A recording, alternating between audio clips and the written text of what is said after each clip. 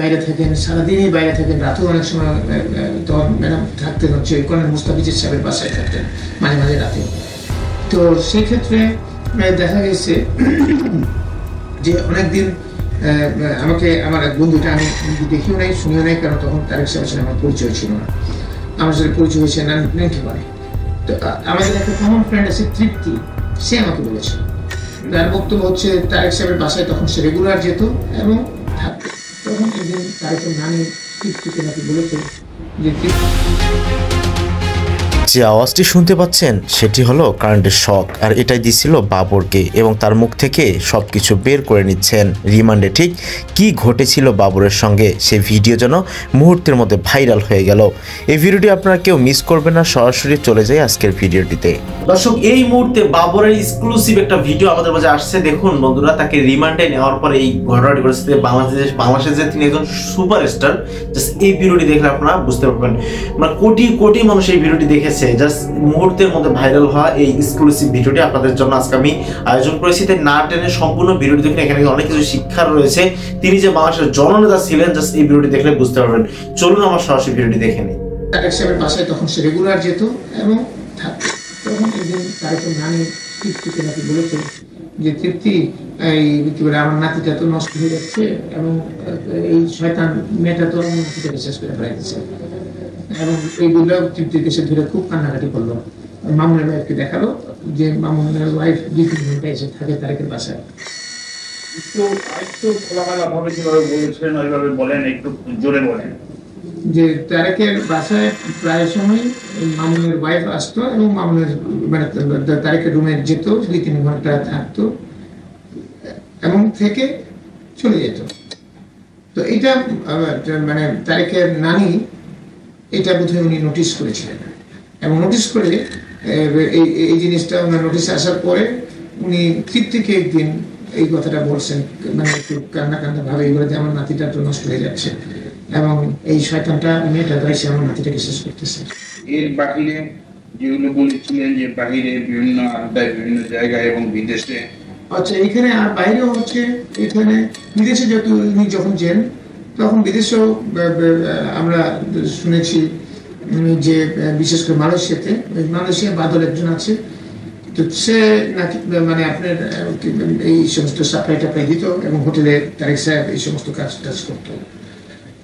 এইসব আমরা শোনা কথা, এটা আমরা শুনেছি। মানে এটাকে আরো অনেকেই বলে এই কথাগুলোকে। আর কোকর সম্বন্ধে কিছু বলবেন? কোকর সম্বন্ধে আমাদের ইমপ্রেশন, মানে এজ এ ম্যান তারেক সাহেব ওয়াজ much more better human being, এবং তারেক সাহেব মানে ব্যবহার অনেক অনেক ভালো করছে, এবং কোকো সাহেবের খুব রুড এবং সবার সাথে খারাপ ব্যবহার করছেন। প্রায় সকল মন্ত্রীকে উনি বোকা বাসা করছেন, যারা মানে এগুলি ইয়াংদের বা মানে একটু মানে সবসময় একটা ক্ষমতা দেখাতে চান। বাট তারেক সাহেবের টোন ছিল রিকোয়েস্টিং টোন, আর ওর টোন হচ্ছে commanding tone, something like that. তো আর এদিকে কোকো সাহেবের চরিত্র যতটুকু আমি জানি, বা ওর সাথে আমি মিলামেশা করতাম না, বাট আমরা বাইরে থেকে যতটুকু শুনেছি, ও একটা নিজস্ব সার্কেল ছিল, 4-5 জন বন্ধু বান্ধব, খুব ঘনিষ্ঠ বন্ধু। সেই লেভেলে সে এই মডেল তারকা যারা আছে তাদের সাথে সে মানে তাদেরকে ব্যবহার করত। বাট এটা তো আমরা শুনেছি যে তারেক সাহেবের একটা অহমিকা ছিল, বিশেষ করে যারা আইএসডি ফ্রেন্ড যারা আছে তারা প্রায় সময় বলতেন, আমরা শুনেছি যে সে খুব একটা অহমিকা নিয়ে চলতেন এবং ব্যবহার ভালো করতেন না। কিন্তু আমাদের পলিটিক্যাল লেভেলে কিন্তু আমি দেখেছি ভালো ব্যবহার করতো, কারণ পলিটিক্স মানে পলিটিক্যালি যেহেতু সে পলিটিক্সের অ্যাম্বিশন ছিল তার, সে কিন্তু প্রথম দিকে একটু তার অহমিকা ছিল, কিন্তু পরবর্তীতে হি ওয়াজ সিজন পলিটিশিয়ান। আপনার এই যে বিএনপিতে পরিবারতন্ত্র সম্বন্ধে আপনার মতামত কি?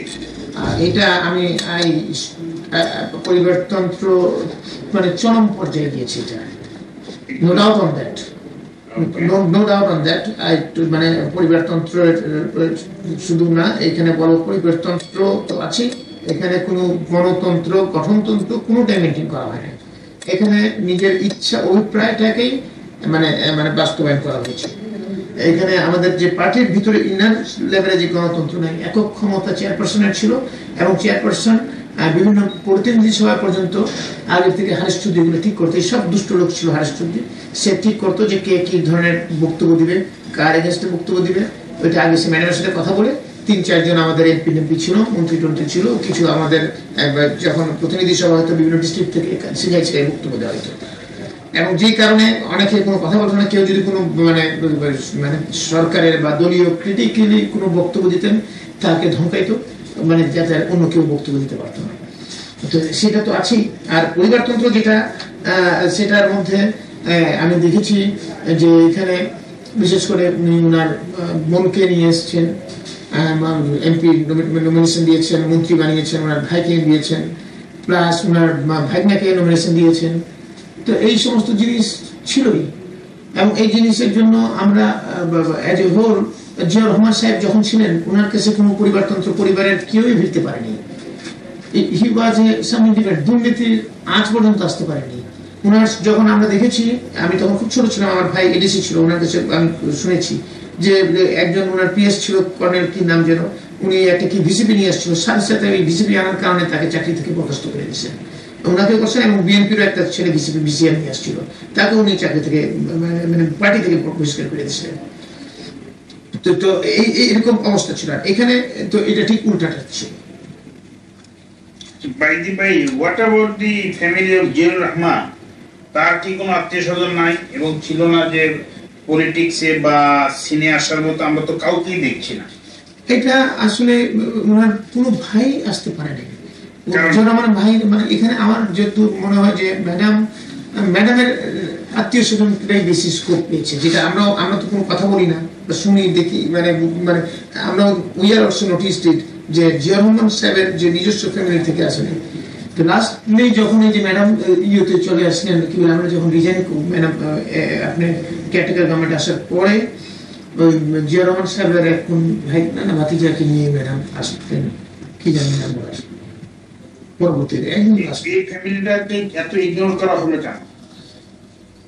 এটা আসলে আমি ঠিক সঠিকভাবে বলতে পারবো না, কিন্তু আমি যতদূর মনে করি ইগনোর করা হয়েছে 1 নম্বর, এবং সেটা সঠিক হয়নি কিন্তু আমরা, এটা আমার একবার মন্তব্য না, আমাদের অনেকের মধ্যে আমরা যারা আছি বিভিন্ন র্যাঙ্ক এন্ড ফাইলের আমাদের মধ্যে আলোচনা করেছি এবং সবাই মানে উই ফেল্ট ইট।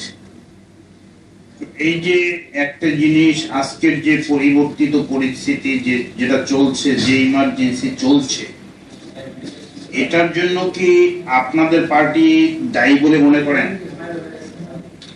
আমি তো মনে করি, একটু যদি ব্যাখ্যা করেন।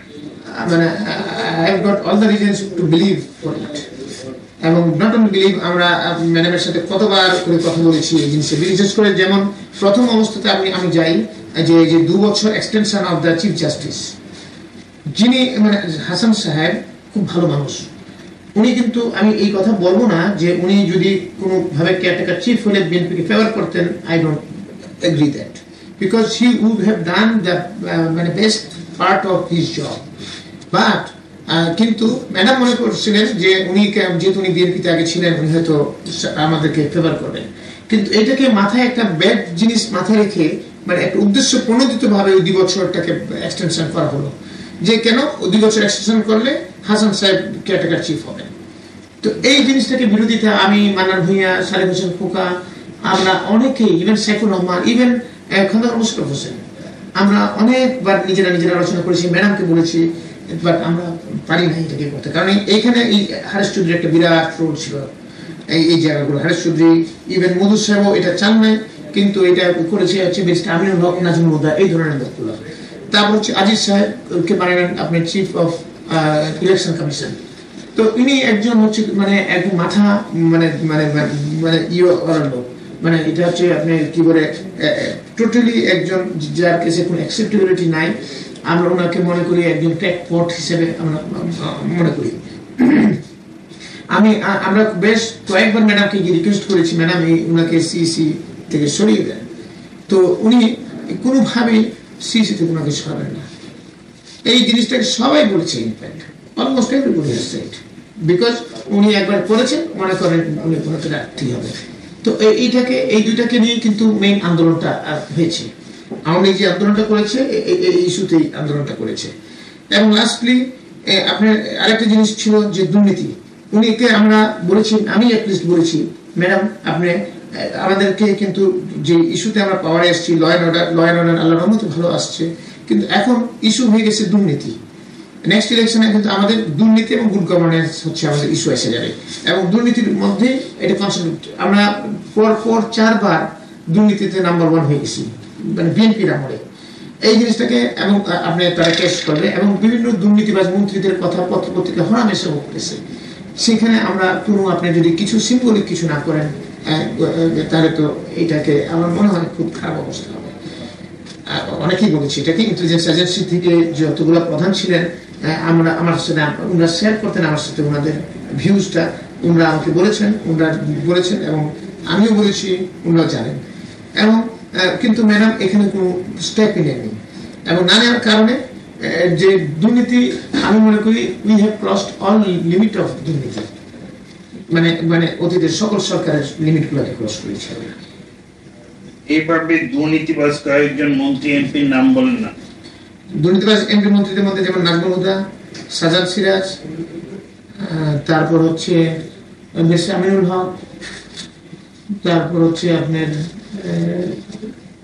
এমপিদের মধ্যে হচ্ছে আমাদের ফজলুল হক মিলন, তারপর হচ্ছে নাসিরউদ্দিন পিন্টু, মির্জা আব্বাস, মিন নাসির, অনেক বলা যাবে এটা অনেক বলা যাবে। এই যে ইলেকশনের জন্য যে আপনারা গো ধরে থাকলেন যে ইলেকশন করাতেই হবে, যেখানে অনেক ইউএন এর প্রেসার আসলো, বিভিন্ন দিকের প্রেসার আসলো, তারপরও আপনারা এটা একরোখা হয়ে রইলেন কেন?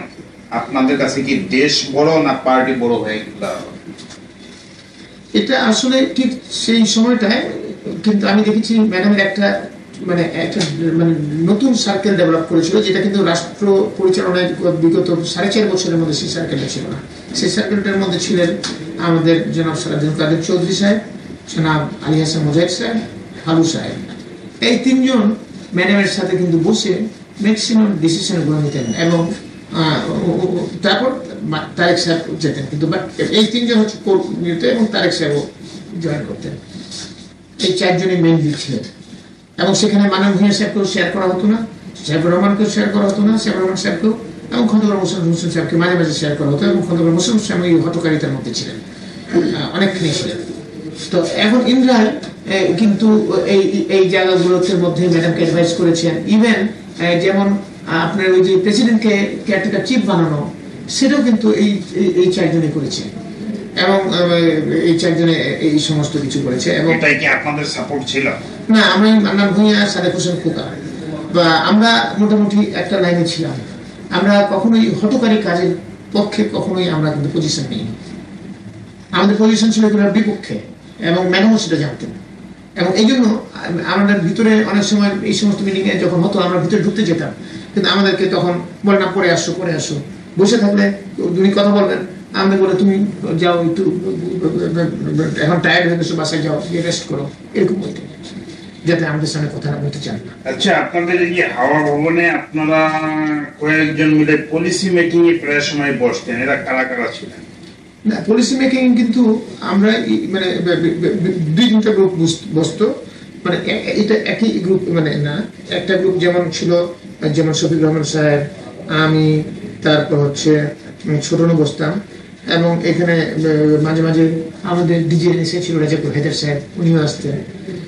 তো এটা হচ্ছে একটা গ্রুপ। হাওয়া ভবনে কিন্তু আরো বেশ 2-3টা গ্রুপ বসতো, সেটা হচ্ছে কিছু সচিব যেমন মুফাজ্জল করিম, তারপর হচ্ছে আরো বেশ কিছু সচিব, আরো যেমন আমাদের মাজুদ্দিন স্যার, তারপর এই ধরনের বেশ কিছু আমাদের ইন্টেলেকচুয়াল ওনাদেরকে নিয়ে বসতো, তারেক আলাদাভাবে বসতো। তো তারেক সাহেবকে আমি দেখেছি এরকম 2-3টা গ্রুপে বসতো, আমাদের একটা গ্রুপের মধ্যে এটা একটা গ্রুপ ছিল। আচ্ছা বাইদি ভাই, এই তারেক সাহেবের শিক্ষাগত যোগ্যতা এবং আপনার শিক্ষাগত যোগ্যতাটা কি একটু বলবেন নাকি? আমারটা আগে বলিনি, তারেক সাহেবটা আমি অত ভালো জানবো না। আমারটা হচ্ছে আমি মেট্রিক পাস করার পরে আমি ব্যবসায় ইনভলভ হয়ে গেছি। তারপর বাসা থেকে খুব চাপ আমাকে বলছে যে তুমি আমার বাসায় আমার 8টা ছেলের মেয়ের মধ্যে একটা পচা ডিম হয়ে গেছে, এটা আমার পেমেন্ট করছে, যেহেতু আমি লেখাপড়াটা ডিসকন্টিনিউ করে ফেলছি।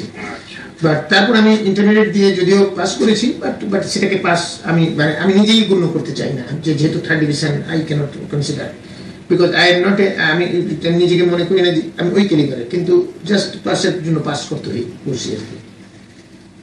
তার এদিকে তারেক সাহেবের ব্যাপারে আমি মানে তার যতদূর জানি সে ইন্টারমিডিয়েট বা গ্রাজুয়েট করেছি কিনা আমার জানা নেই। কোনটা? তারেক সাহেবের ব্যাপারে।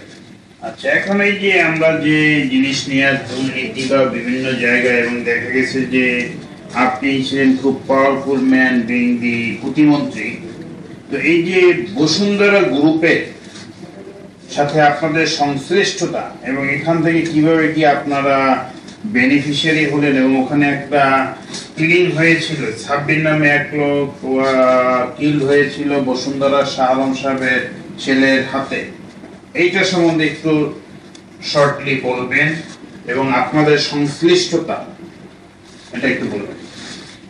এটাকে একটু আমাকে ন্যারেট করতে হবে এইভাবে যে আমাকে ইনফ্যাক্ট ম্যাডাম এবং তারেক রহমান সাহেব দুজনেই অ্যাটলিস্ট 4 থেকে 5 বার করে আমাকে রিকোয়েস্ট করেছেন যে বসুন্ধরাকে নিয়ে, মানে সালম সাহেবকে নিয়ে যাতে একটু বসে সেখানে আমরা আলোচনা করব, যাতে করে আমাদেরকে আপনার ইলেকশন যে সামনে আসতেছে সেই ইলেকশনের ফান্ড কত দিবে সেটার জন্য। আমি প্রথমে অ্যাভয়েড করতে চেয়েছি, কিন্তু অ্যাভয়েড করতে গিয়েও 4-5 বার করার পরে আমি অ্যাভয়েড করতে পারিনি। না পারলেও আমাকে তখন তারেক সাহেব নিজেও বসুন্ধরা সালমের সাথে কথা বলেছেন, এবং আমি at last I have organised a meeting in my residence. 1-2টা মিটিং, আমার 2টা বা 3টা মিটিং করেছি, পরবর্তী প্রায় আরো 8-10টা মিটিং হয়েছে, সেগুলো মিটিং সবগুলো হওয়া হয়েছে। এবং সেই মিটিংগুলোর মধ্যে আমরা বিভিন্ন সময় টাকার আলোচনা করেছি, মানে যাতে তারেক সাহেব মেইনলি আলোচনা করেছেন যে পার্টির মধ্যে কত উনি ডোনেট করতে পারবেন, ইলেকশনে ফান্ড দিতে পারবেন, উনি হয়তো বিএনপির আমলে অনেক ব্যবসা বাণিজ্য করেছেন ইত্যাদি ইত্যাদি। তো যদিও তারেক সাহেব একটা বড় অঙ্কের টাকা চেয়েছিলেন, উনি কোনোভাবে সেটা মানেন না, কিন্তু লাস্টলি টাকাটার ফিগার ঠিক হয়েছিল 50 কোটি টাকা ইলেকশন বাবদ শাহ আলম সাহেব দিবেন। এখন সেইখানে প্রথম 1-2-3টা টাকা আমার বাসায় এসে দিয়ে গেছে, এবং 1-2 বার সেখানে আমার যত মনে করে পরে আপনার 1 কোটি টাকা করে একটা চালানো। কয়বার গিয়েছিল আপনার বাসায়? আমার বাসায় 3 বার। 3 বার না 4 বার? 3 বার আমার স্মরণে 3 বার পরে। আচ্ছা 3 বার আমার স্মরণে আছে, এবং 3 বার দিয়ে গেছে, এবং 2 বার হয়তো তারেক সাহেব আমার সাথে ছিলেন, একবার তো বটেই, 2 বার হয়তো ছিলেন উনি যখন এটাতে। আর তারেক সাহেব আমাকে বলে দিয়েছিলেন এই টাকাগুলো যাতে আমি কামাল সাহেবকে হ্যান্ড ওভার করে দিই। কামাল সাহেবকে? সালিমুল হক কামাল আমাদের এমপি সাহেব ছিলেন, মাগুরার 2 এর এমপি। ইকোনো কামাল। আচ্ছা, কামাল সাহেবকে আমি যেটা দিয়ে দিই, এবং কামাল সাহেব তো কামাল সাহেবকে আমি বলেছি যে এটা ম্যাডাম জানেন, এবং তারেক সাহেব ডিজাইন করেছেন যাতে আপনাকে সে টাকাটা দিই। তখন কামাল সাহেব বলেছেন যে আমার কাছে আগের 2 কোটি টাকা আছে, আরও ঠিক আছে আমি রাখতেছি। পরে 2 দিন পরে কামাল সাহেবকে সঙ্গে আমি তারেক সাহেবের এখানে গেলাম হাওয়া ভবনে, এবং কামাল সাহেবের সাথে তারেক সাহেব পুরো টাকার ডিটেল আলোচনা করলেন, এবং ওনাকে রাখার রিকোয়েস্ট করলেন, এবং কামাল সাহেব এগ্রি করলেন। এবং তখন আমি তারেক সাহেবকে বললাম যে আমার এখানে টাকা রিসিভ করা is just difficult for me, I just can't do it, and এটা ethical, I should not do it. তো তারেক সাহেব যখন আমার প্রবলেমটা বুঝলেন, এবং বুঝে উনি অপুকে ইনস্ট্রাকশন দিলেন যে অপু তুমি এখন থেকে এখানে রিসিভ করবা, সুফিয়ান দিয়ে যাবে, তুমি দেবা, এবং তুমি কামাল সাহেবকে দিয়ে দিবা। তো তারপরে অপু এটা কোঅর্ডিনেট করতো সুফিয়ান এবং কামালের সাথে, কামাল ভাইয়ের সাথে। সুফিয়ান হচ্ছে আপনার সালম গ্রুপের, মানে বসুন্ধরা গ্রুপের সালম সাহেবের একটা এক্সিকিউটিভ ডিরেক্টর বা কিছু একটা, সেই সালম সাহেবের কাছে টাকাগুলো এনে ডেলিভার করতো।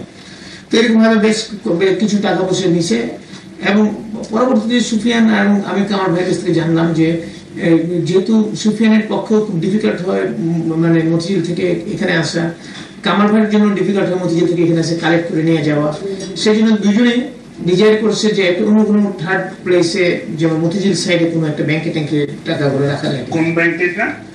ব্যাংক আমি যদি জানতাম প্রাইম ব্যাংক বা আরো কোনো থাকতে পারে। এটা কামাল সাহেব যে ব্যাংকের কথা বলতো সুফিয়ান সেখানে গিয়ে ড্রপ করে দিয়ে আসতো, যেভাবে কামাল ভাই বলতেন ক্যাশ টাকা। তো এইভাবে মোট আমি পরবর্তীতে মানে এই তারেক সাহেবের কাছ থেকে জেনেছি, এবং কামাল সাহেবের কাছ থেকে জেনেছি যে 20 কোটি টাকা দিয়েছে সুফিয়ান সাহেবরা, এই 20 কোটি টাকা পুরোই কামাল স্যারের কাছে রাখা গচ্ছিত অবস্থায় ছিল। তো এইটা হচ্ছে একটা দিক। আরেকটা দিক হচ্ছে যে সাব্বির হত্যা মামলা। ইন বিটুইন এই সাব্বির হত্যা মামলা যখন হওয়ার পরেই আমরা কমিটি করে দিয়েছিলাম স্বরাষ্ট্র মন্ত্রণালয় থেকে এটাকে ইনভেস্টিগেট করার জন্য, এবং এটা মনিটরিং অন্তর্ভুক্ত করেছিলাম। মনিটরিং আমরা আলোচনা জন্য নিয়ে এসেছি। এখন একটা মিটিংয়ে আমি দেখেছি যে আমরা যখন সাব্বির হত্যা মামলাটাকে আমরা কোয়াইট সেন্সিটিভ মনে করেছিলাম from the part of home ministry, যেহেতু মানে এই জিনিসটা একটা গুলশানের মতো জায়গায় একটা ঘটনা ঘটে গেল, একটা ইয়াং ছেলে এইভাবে মারা গেল, সেইটাকে অনেকেই মানে ইনফ্যাক্ট গুলশান থেকে বেশ কয়েকজন মানে এক্স সেক্রেটারি বা এক্স মিনিস্টার আমাকেও ফোন করেছে এবং আমাদের সচিবকেও ফোন করেছে যে এটাকে একটু ভালোভাবে দেখার জন্য। আমরা তখন ওই কমিটিটা আমরা করে দিয়েছিলাম। আচ্ছা, তারপরে কি বলে তারেক সাহেবের অফিসে একদিন একটা মিটিং হচ্ছিল, মানে ওই টাকা পয়সা লেনদেন নিয়ে। সেই মিটিং এর এক সেখানে শালম, সুফিয়ান, আমি, তারেক সাহেব, মানে এই চারজনই আমার মনে করে আমরা চারজনই হয়তো ছিলাম আমরা সেই মিটিং এর মধ্যে। সেই চারজনই ছিলাম সেই মিটিং এর মধ্যে। আমি পরে ঢুকলে পরে আমি মানে মিটিং এ আমি জয়েন করছি, I am the last man to join in the meeting. তো ওইখানে যাওয়ার পরপরই আমি চেয়ারে বসার পরপরই মানে ইন দ্য ভেরি বিগিনিং বলার সাথে সাথে কি বলে মানে খুব অ্যাগ্রেসিভ টোনে এই কি বলে শালম আমাকে বলতেছে, আপনি একে কয়েকবার বলছি ইমিডিয়েটলি কয়েকবার কিন্তু সে আমাকে রিকোয়েস্ট করেছে টেলিফোনে এবং সুফিয়ানের মাধ্যমে যাতে আমি ওদের কেসটার সাব্বির হত্যা মামলাটাকে যাতে ফাইনাল রিপোর্ট দিয়ে দিই। ইভেন তারেক সাহেবকেও বলছে, তারেক সাহেব আমাকে একদিকে বলছে যে দেখা যায় কি করা যায়, বাবা একটু দেখেন না কেন উপায় নেই, ওরা আমাদেরকে একটু সাহায্য করতেছে, একটু হেল্প করা যায় কিনা। আমি বলছিলাম যে দেখি তারেক সাহেবকে আমি অ্যাভয়েড করতে চেয়েছি। আর এদিক থেকে তো আমরা কাজ করে যাচ্ছিলাম, এবং তখন কিন্তু সেটার আগে আমরা শালমের ভাইনাকে আমি ধরে ফেলছিলাম। আমরা সিআইডি পুলিশকে আমি খুব চাপ সৃষ্টি করছিলাম যে আপনার কেসের প্রগ্রেস হচ্ছে না, এবং তখন সিআইডি এডিশনাল আইজি খোদা বসছিলেন, তিনি ওর ভাইনাকে ধরে ফেলছিলেন।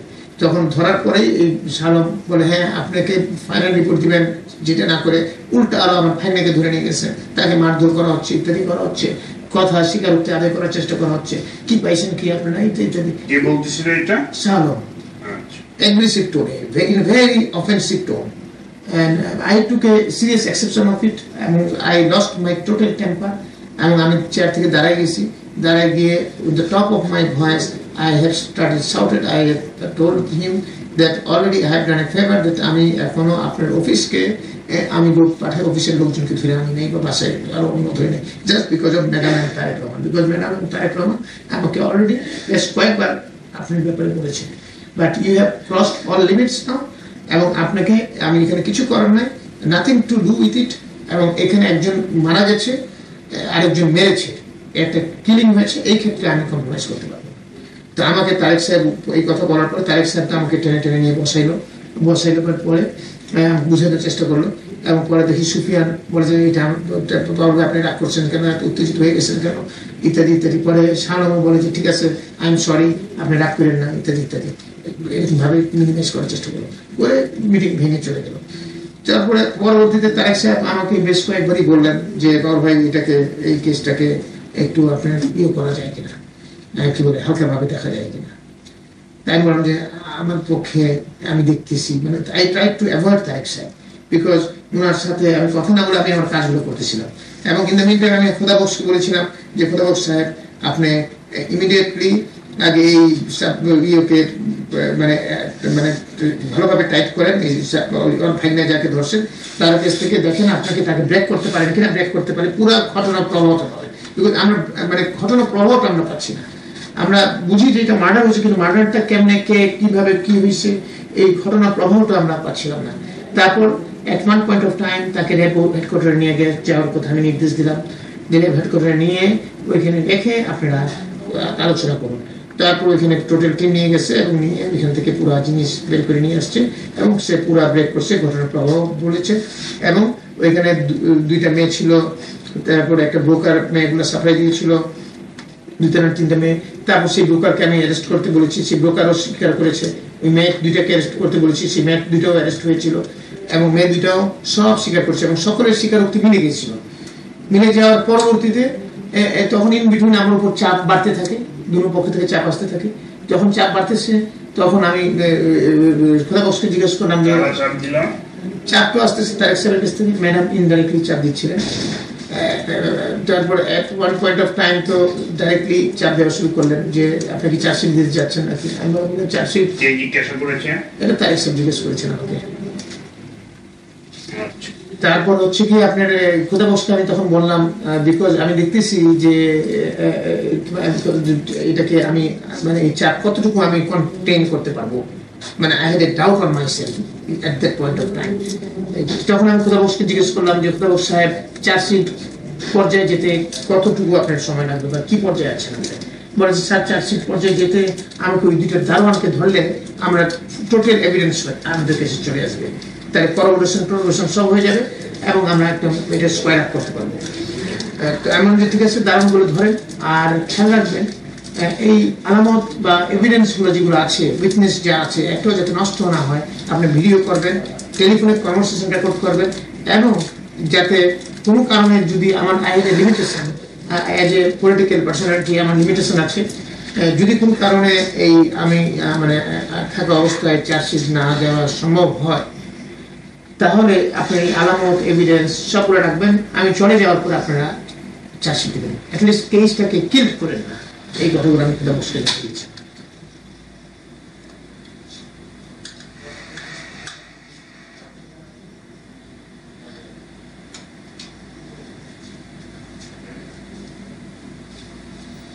তো এটা গেল, বাট আলটিমেটলি এটা ইয়া হয় নাই। Okay sir, you take water and biscuit, take 2 minutes rest.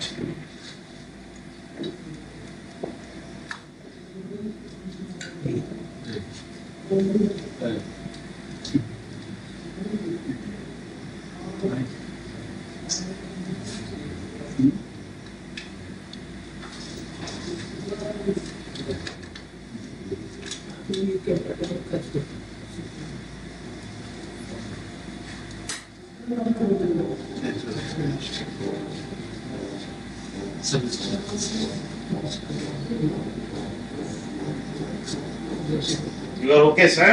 Yes, I am okay.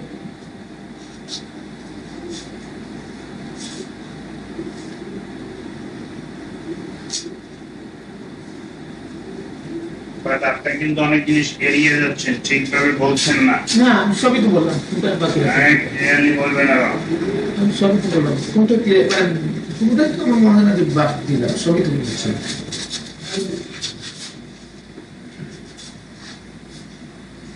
ওদের হোমোসেক্সুয়াল কথাটা তো বললেন না।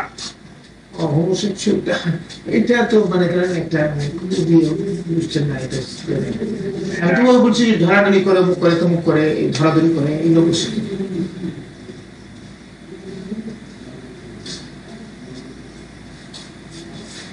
যে এই টাকাটা ওনার জন্য বেশি দরকার, এবং ঠিক আছে আমরা একটা ফেভার করতে তো পারি, এরকম একটা ভাব ছিল না। কারণ উনি যেহেতু আমাকে কয়েকবার রিকোয়েস্ট করেছেন, তখন আমি ভাবটা ব্যক্তিগতভাবে আপনি কি বেনিফিশিয়ারি হবেন এখান থেকে? না, আমি কোনো ব্যক্তিগত বেনিফিশিয়ারি। আপনার তো অনেক, আপনার নামে, আপনার ভাই বোনের নামে, স্ত্রীর নামে অনেক প্লট আছে বসুন্ধরা। এই প্লট আমরা আগে নিয়েছি, এবং প্রত্যেকটা প্লট এটা যেখানে দিয়েছে আমাকে পি ব্লকে, যে ব্লকে হচ্ছে এখনো 20 পানি আছে, নাম্বার 1। নাম্বার 2, এটাকে 4 বছরে আমরা পেমেন্ট করতে হবে, এবং প্রতিটা ইনস্টলমেন্ট পেমেন্ট করছি। It was not a free plot.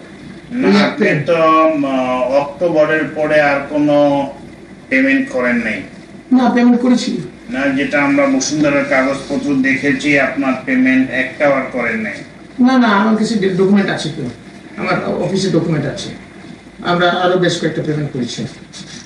এখানে স্যার এটা তো গেল, আর আপনি স্বরাষ্ট্র মন্ত্রী থাকাকালীন অনেক সাফল্য আছে, আমরা বলবো যে আপনি র্যাব সৃষ্টি করেছেন আর অনেক কিছু করেছেন, কিন্তু এখানে এই যে র্যাব এবং পুলিশের জন্য গাড়ি ক্রয়ে এখানে একটা বড় ধরনের অ্যানোমালিজ হয়েছে। এইটা করার কারণটা কি, এবং এতে আপনারা কে কিভাবে বেনিফিটেড হয়েছেন? ইনফ্যাক্ট স্বরাষ্ট্র মন্ত্রণালয়ের আমি চেষ্টা করেছি অল অলং যে ফেয়ার থাকার জন্য, যাতে করে স্বরাষ্ট্র মন্ত্রণালয় কোনো ঘটনা থেকে ফেয়ার থাকতে আমি চেষ্টা করেছি। কিন্তু আমি ফেয়ার থাকতে চেষ্টা, আমি ব্যক্তিগতভাবে এজ স্বরাষ্ট্র প্রতিমন্ত্রী হিসেবে স্বরাষ্ট্র মন্ত্রণালয়ের যে কোনো কর্মকাণ্ডে আমি ফেয়ার থাকতে চেষ্টা করেছি। তারপরও এইখানে একটা মানে অ্যানামলি হয়েছে, সেটা আমি অস্বীকার করবো না। অ্যানামলিটাকে আপনাকে, কারণ এটাকে আরো প্রপার অ্যাটেনশন প্রয়োজন ছিল এটাকে দেওয়ার, যেটা আমি মনে করেন আপনারা যে কোনোভাবে ইনোসেন্ট মিস্টেকও বলতে পারেন অথবা মোটিভেটেড মিস্টেকও বলতে পারেন। বাট আমি মনে করি এখানে পরের কথাটা হয়তো আমরা ধরে নিতে পারি যে মোটিভেটেড মিস্টেক, বাট ইনোসেন্ট মিস্টেকটা আমরা নিব না। এই জন্য ইনিশিয়ালি যে টেন্ডারটা ওপেন করা হয়েছিল, ওপেন টেন্ডার সবাই পার্টিসিপেট করতে পেরেছে। তারপরে সেটাকে আপনারা 3টা ডেটে, আপনারা এটাকে 3 ডেটে এটা বিভিন্ন বিজ্ঞপ্তি পত্রিকায় দিয়েছেন। তারপরে আপনারা এপ্রিল মাসে টেন্ডারটা ওপেন করেছেন, এপ্রিলের পসিবলি 6th of এপ্রিল। সেখানে অনেকেই লোয়েস্ট হয়েছে। 2.5 মাস যাবৎ আপনারা কোনো ডিসিশন না দিয়ে, 2.5 মাস থেকে 3.25 মাস হঠাৎ করে আপনারা রিটেন্ডার কল করেছেন এবং সেখানে আপনারা গাড়ির স্পেসিফিকেশন ফিক্সড করে দিয়েছেন। যেমন একটা উদাহরণ বলি, যে একটা গাড়ির আপনারা যেটা স্পেসিফিকেশন ফিক্সড করে দিয়েছেন যে রোড ক্লিয়ারেন্স 160 mm, কিন্তু দেখা গেল বিশ্বের বিখ্যাত গাড়ি লাইক টয়োটা, ইসুজু আর অন্যান্য গাড়ি, সেটা রোড ক্লিয়ারেন্স আছে 150 mm, অর্থাৎ 10 mm, which is less than half an inch। এইভাবে করে আপনারা স্পেসিফিকেশন করে দিয়েছেন যাতে করে স্পেসিফিক একটা বা 2টা গাড়ি, কোম্পানির গাড়িগুলো পার্টিসিপেট করতে পেরেছে। এবং সেখানে যদি আপনি বলেন যে ইনোসেন্ট মিস্টেক, সেটা হতে পারে না, কারণ তারপরে এই কোম্পানিগুলো আপনার কাছে চিঠি দিয়েছে, মহা পুলিশ পরিদর্শকের কাছে চিঠি দিয়েছে, অনারেবল প্রাইম মিনিস্টারের কাছে চিঠি দিয়েছে, তারপরও সেটাকে আপনারা কেয়ারে নেন নাই। তো সেখানে একটা বড় ধরনের, এবং এটা কার উদ্দেশ্যে, কার স্বার্থে, কিভাবে হয়েছে একটু যদি ক্লিয়ারলি বলেন। আমি এখানে দুটো পার্ট বলি, দুভাগে বলবো। একটা ভাগ হচ্ছে রিগার্ডিং যে কি প্রসেসে হয়েছে, আর একটা ভাগ হচ্ছে মানে এখানে তারেক সাহেব আমাকে একদিন বললেন যে যখন টেন্ডার প্রসেস হচ্ছিল সেই সময়টাতে, যে আমাকে বললেন যে বাবু আপনার তো অনেক ব্যাংকে লোন আছে, এই যত ভেহিকেল পারচেজ হবে এখান থেকে তো আপনার লোন পেমেন্ট হয়ে যেতে পারে। আমি তারেক সাহেবকে বললাম যে দেখেন, আমি স্বরাষ্ট্র মন্ত্রণালয় কোনো মানে এই সমস্ত জিনিসে আমি নিজেকে ইনভলভ করতে চাই না, এবং স্বরাষ্ট্র মন্ত্রণালয় কোনো ব্যাপারে আমি ইনভলভ হবো না। এখানে তাহলে আমি হাই মরাল নিয়ে কাজ করতে পারবো না। তো উনি এই কথাটা শুনলেন, চেপে গেলেন, আর কোনো কথা বললেন না। সেকেন্ড টাইম আমাকে এই কথা রেজ করলেন না।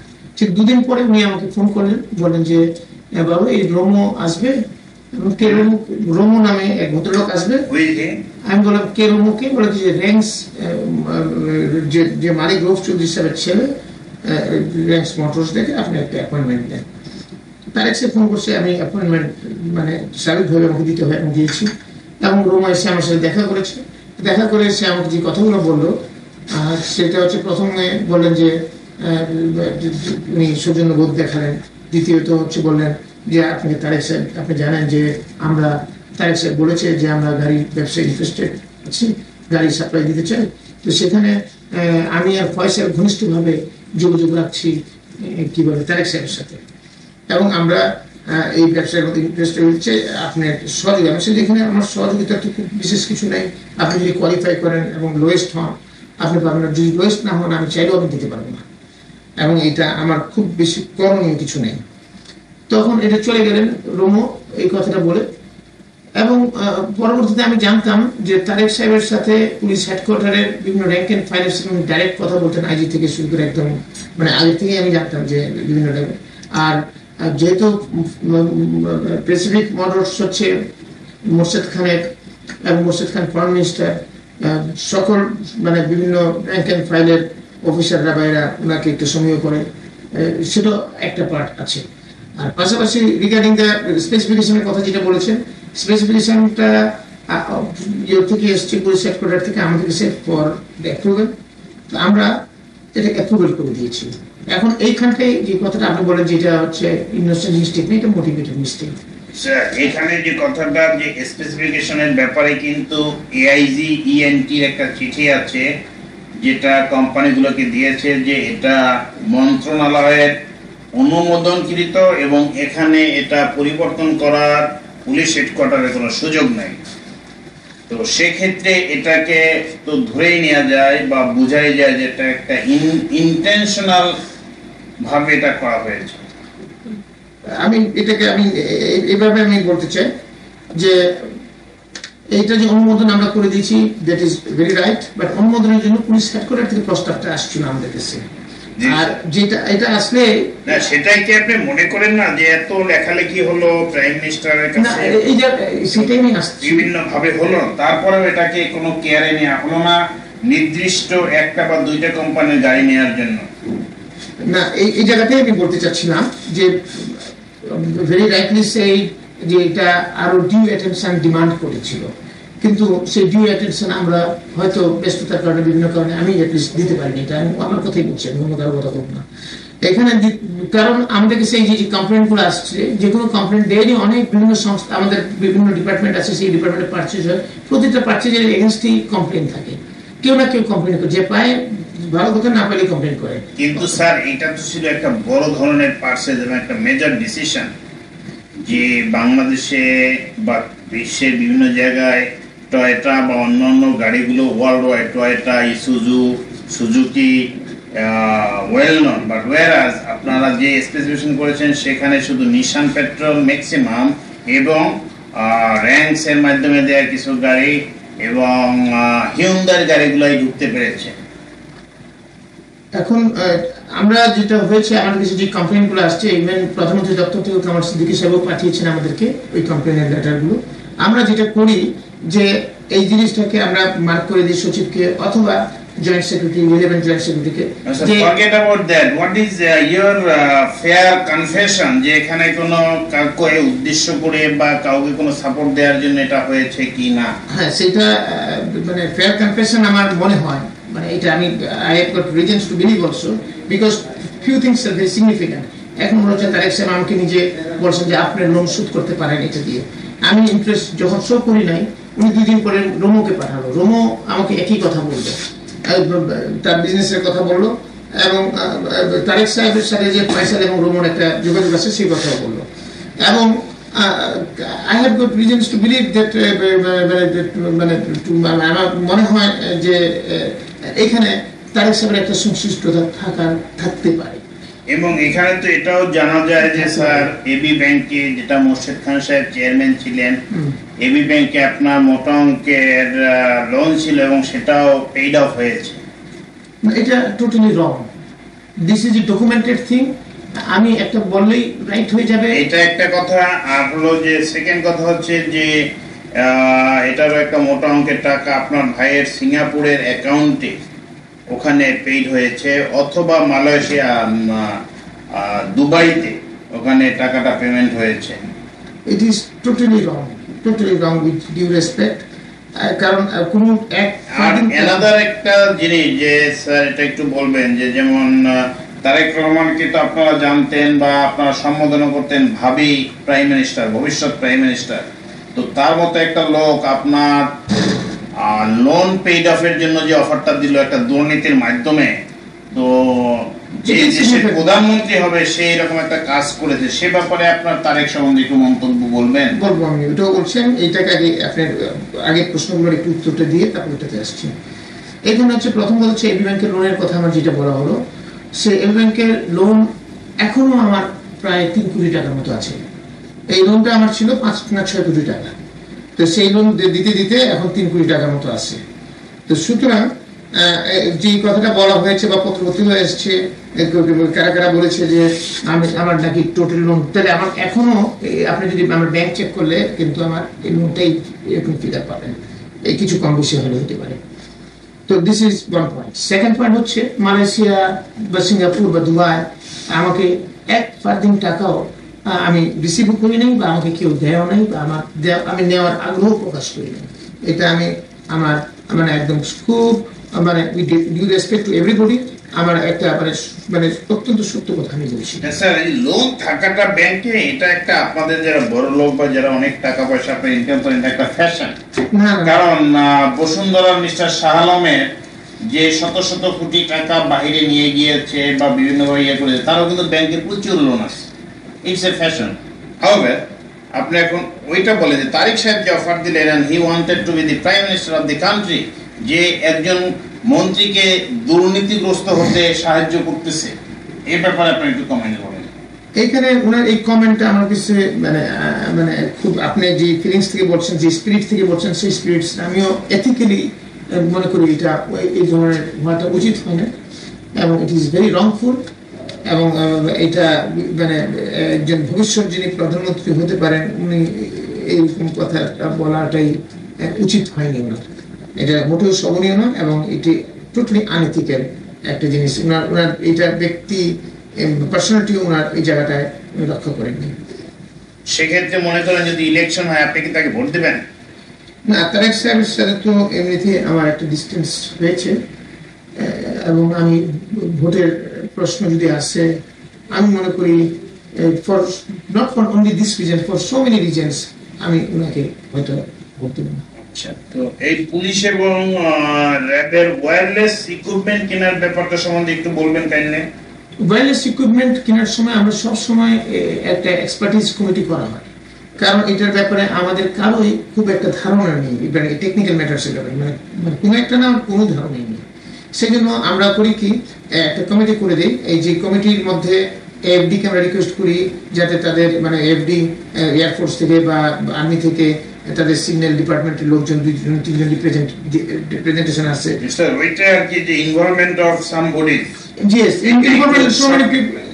involvement of মানে some people আমরা ইচ্ছাকৃত করে দেই যাতে 5-10 জনের ইনভলভমেন্ট থাকলে কেউ করাপশন করতে চাইলে তার জন্য খুব ডিফিকাল্ট হবে টু ম্যানেজ এভরিবডি। সেই জন্য আর আমাদেরকে ডিপেন্ড করতে হতো এই কমিটির report, technical report. whatever I wanted to mean যে that এই ইকুইপমেন্ট গুলো কেনার ব্যাপারে একটু টেন্ডার নিয়ে কারোর সাথে কোনো গন্ডগোল বা যেটা নিয়ে আপনি একটু হাইলাইট করবেন। ওটা ইয়েস হাইলাইট করছি আমি। এটা হচ্ছে আরেকটা ব্যাপার হচ্ছে, এটা তো করেই দিই আমরা, মানে this is the norms we use to follow. আর আরেকটা ব্যাপার হয়ে গেছে, একটা ঘটনা, পার্টিকুলার ঘটনা ঘটেছে, সেটা হচ্ছে মানে একটা পার্টিকুলার মানে ওয়্যারলেস ইকুইপমেন্ট আমরা কিনতেছিলাম বোধহয় পুলিশ জন্য একটা প্রজেক্টে। সেখানে আমরা টেন্ডার কোড করেছি। টেন্ডারে দুটো কোম্পানি বোধহয় পার্টিসিপেট করেছিল, একটা হচ্ছে মোটরোলা কোম্পানি আর একটা হচ্ছে সিঙ্গাপুরের কোম্পানি। মোটরোলা কোম্পানি যেটা প্রাইস দিয়েছিল প্রায় 27 কোটি টাকা, আর আরেকটা কোম্পানি যেটা প্রাইস দিয়েছিল তারটা প্রায় অলমোস্ট 50 কোটি টাকা। মানে এরকম difference, so big difference. But এটাকে পার্শ্ব করছিল আমাদের মানে আরাফাত রহমান কোকো সাহেব, এবং উনি খুব সিরিয়াসলি এটা নিয়ে পার্শ্ব করছিলেন। এবং এই জিনিসটা নিয়ে একদিন তো আমার বাসায় আসলেন রাত্রিবেলা 12:30টার সময় এসে প্রায় 1:30 করে আমার সাথে রীতিমতো খুব খারাপ ব্যবহার করলেন। আমাকে বললেন যে আপনাকে 1 নম্বর হয় টেন্ডারটা আমাকে দিতে হবে, না হলে ক্যান্সেল করতে হবে। আমি বললাম আমি আপনাকে তো দিতে পারবো না, I am sorry, because the price is so big difference and I just can't do it. This is number 1। What was the difference? Almost 23 crore টাকা, অলমোস্ট 23 কোটি টাকা ডিফারেন্স। 23 কোটি টাকা মানে কি অলমোস্ট মানে ডাবলের কাছাকাছি, মানে এটা ইটস নট মানে অলমোস্ট ডাবলের কাছাকাছি। কারণ 50 কোটির ডিলের মধ্যে মানে 25 কোটির মধ্যে 23 কোটির ডিল ডিফারেন্স মানে ইটস বিগ ডিফারেন্স, 90% ডিফারেন্স হয়ে গেছে। তো এখানে আমি তখন তাকে বললাম যে সেকেন্ড পয়েন্ট, উনি বলেন যে তাহলে রিটেন্ডার করেন। আমি রিটেন্ডার করা আমার পক্ষে সম্ভব না, কারণ আমাদের বাজেট মানে নেক্সট রিটেন্ডার করলেও আমার একটা ফান্ড ল্যাপসেস হবে, এবং আমি যদি রিটেন্ডার করতে যাই এখন আমার যে অফিসাররা আমাকে মিসআন্ডারস্ট্যান্ড করবে, মনে করবে যে স্যার এটা এত ফেয়ার ডিল, এত ভালো প্রাইস পেয়েছি, এখন আমরা এটা রিটেন্ডার করাটা এটা তার মানে কি কোনো দামে কই কালা হয়, এরকম একটা ভাব হয়তো ভাববে। আমি এই কথা বুঝার চেষ্টা করছি তাকে, বাট সে শুনে না, এবং লাস্ট পর্যন্ত নাম করে আপনাকে আমি দেখে নেব এইভাবে বললো আমাকে। এটা নিয়ে আবার আমেরিকান এম্বাসি, যেহেতু মোটরোলা কোম্পানির মানে ফ্যাক্টরি ম্যানুফ্যাকচারার হচ্ছে, মোটরোলা ম্যানুফ্যাকচার হচ্ছে আমেরিকা, তো ইউএস এম্বাসি থেকে তারাও পার্শ্ব করতো বিভিন্ন সময় ইউএস মানে মোটরোলাকে নিয়ে, এবং ওই টেন্ডার যেদিন ড্রপিং হয় ইউএস এম্বাসি থেকে কমার্শিয়াল কাউন্সিলও বোধ সেখানে ছিল। তো সেখানে ইউএস এম্বাসির থেকে ওরা দেখে, আমি সে কথা বললাম দেখো এটাকে ইউএস এম্বাসি থেকে অ্যাম্বাসেডার আমাকে চিঠি দিচ্ছে ইতিমধ্যে 1-2 বার 3 বার স্পেসিফিকেশন দিয়ে, এবং আমরা রিপ্লাই করেছি, এবং তারা জানতে চায় এবং প্রত্যেকটা জিনিসে এইটাকে রাখছে। আর এখানে আমি রিটার্নের এখন প্রশ্ন ইম্পসিবল। বাট এখানে দেখলাম কোকো খুব খেপে গিয়ে তো চলে গেল।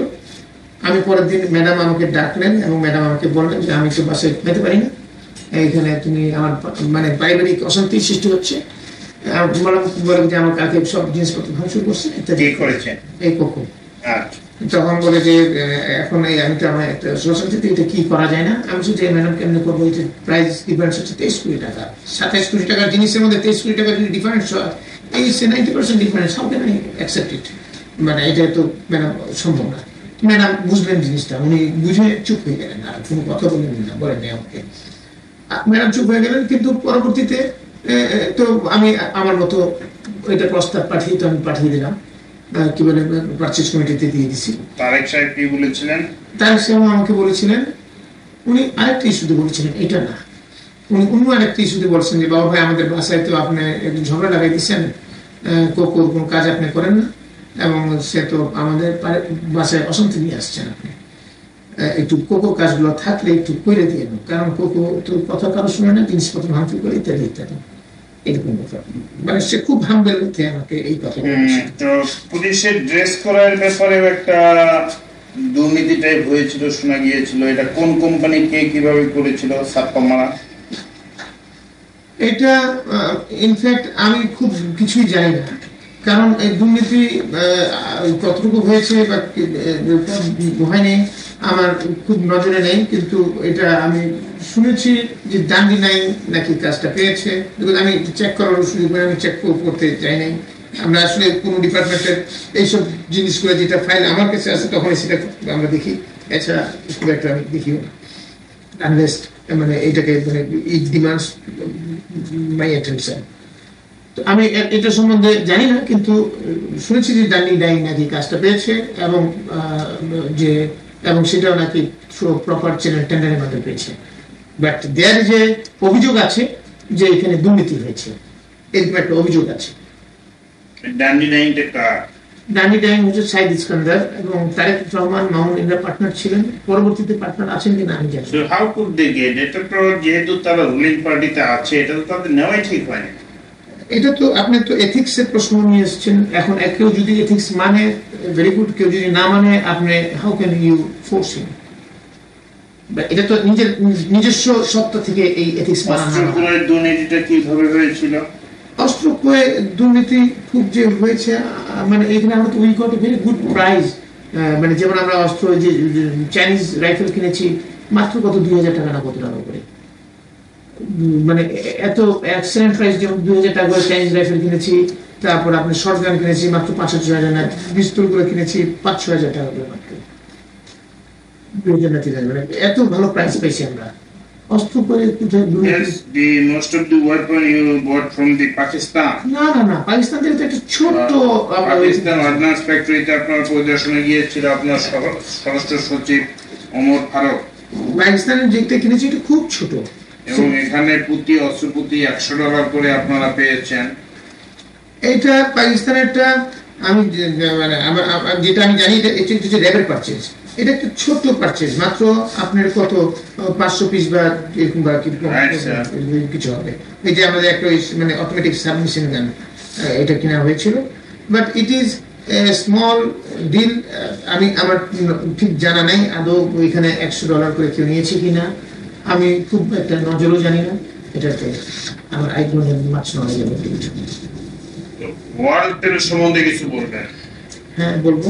ইয়েস, ওয়ার্ল্ডটেল ব্যাপারে ইনফ্যাক্ট 2005 সালের মার্চ এপ্রিলের দিকে নাইম মাহতাব নামে, যিনি এখন সিইও ওয়ার্ল্ডটেলের, তিনি আমার সাথে দেখা করেছিলেন এবং বলেছিলেন যে পার্টির জন্য 20% পার্টির জন্য একটা শেয়ার দিতে চান, বলেছিলেন, এবং পার্টির জন্য একটা শেয়ার দিতে চান, এবং হি ওয়ান্টস দ্যাট আমরা ওনার লাইসেন্স হয়ে গেছে, he had the licence of মানে ল্যান্ড টেলিফোনের ফর ঢাকা জোনের জন্য, এবং he had the frequency everything অনেক কিছু কিছু কাজ আগায় নিয়ে যাচ্ছে, আর কাজগুলো আগাতে পারছে না, যাতে একটা গভর্নমেন্টের বা পার্টির যদি একটা সাপোর্ট থাকে তাহলে কাজটাকে দ্রুত আগাইতে পারবে এবং করতে পারবে ইত্যাদি ইত্যাদি। আমি খুব একটা অ্যাটেনশন দিই না, আমি দেখেন আই এম নট ইন্টারেস্টেড এবং আমাকে বাদ দেন। তো আমি ওনাকে এইভাবে বলে বিদায় করে দিয়েছি।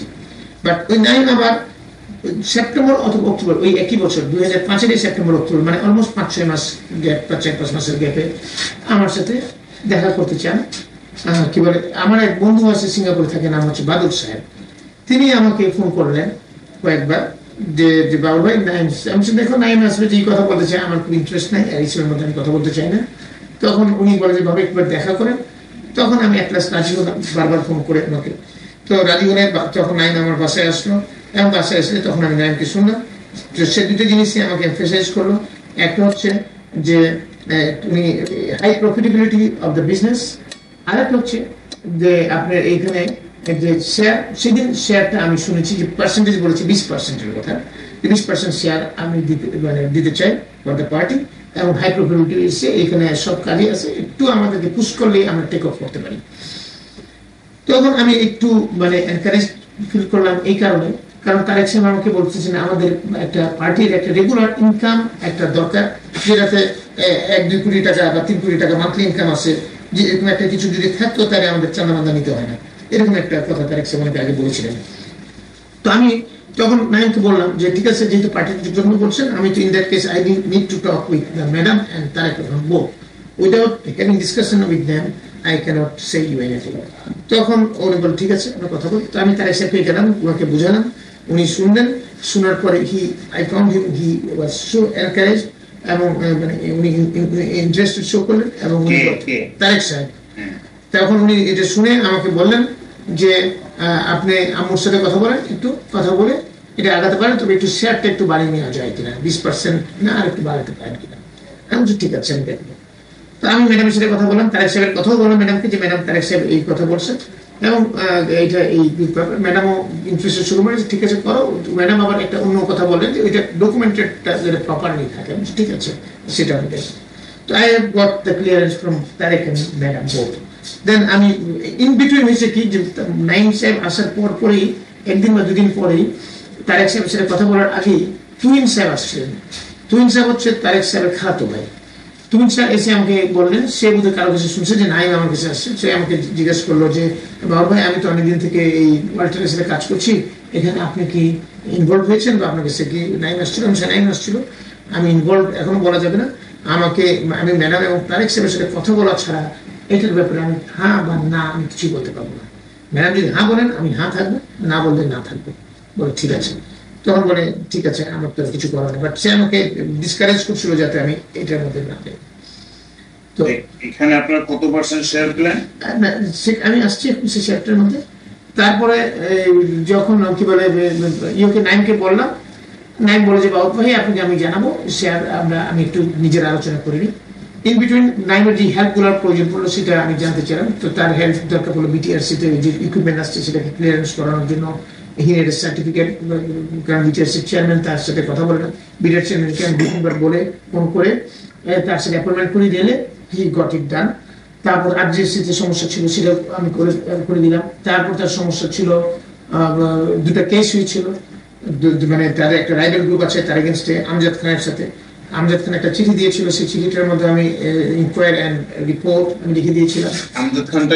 আমজাদ খান হচ্ছে নাইমের সাথে আগে একসাথেই ছিল, পরে এরা তার এগেনস্টে চলে গেল, 2জন রাইভেল হয়ে গেল। পরে আপনি কাজগুলো করে দিয়েছেন? কাজগুলোকে মোটামুটি করে দিয়েছি, এবং এখানে বিজেপি ইন্টারভেনশন করে দিয়েছি। Barkatullah Bulu came into being?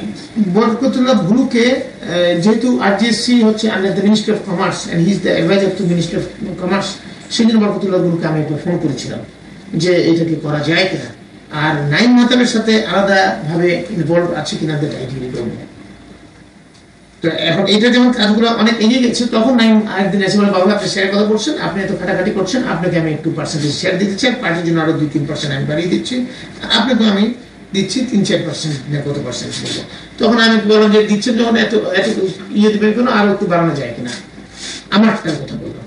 তখন সে আমারটা আরেকটু বাড়িয়ে দিতে এগ্রি করলো, এবং সেটাকে বাড়িয়ে বোধহয় 6-7% আমাকে দিচ্ছে, আর পার্টিকে টোটাল বোধহয় 30% মতো দেওয়া হয়েছে। এটাকে ডকুমেন্ট করা হয়েছে সিঙ্গাপুর একটা কোম্পানির সাথে, যে মানে এটাকে প্রপারলি ডকুমেন্ট করা হয়েছে, প্রপারলি লয়ার দেখে, যাতে সিঙ্গাপুরের একটা কোম্পানির মাধ্যমে এটা ডকুমেন্টেড করা আর হয়েছে। আপনার বন্ধু মাহাতাব সাহেব কত পার্সেন্ট শেয়ার কিনেছে, কত টাকা?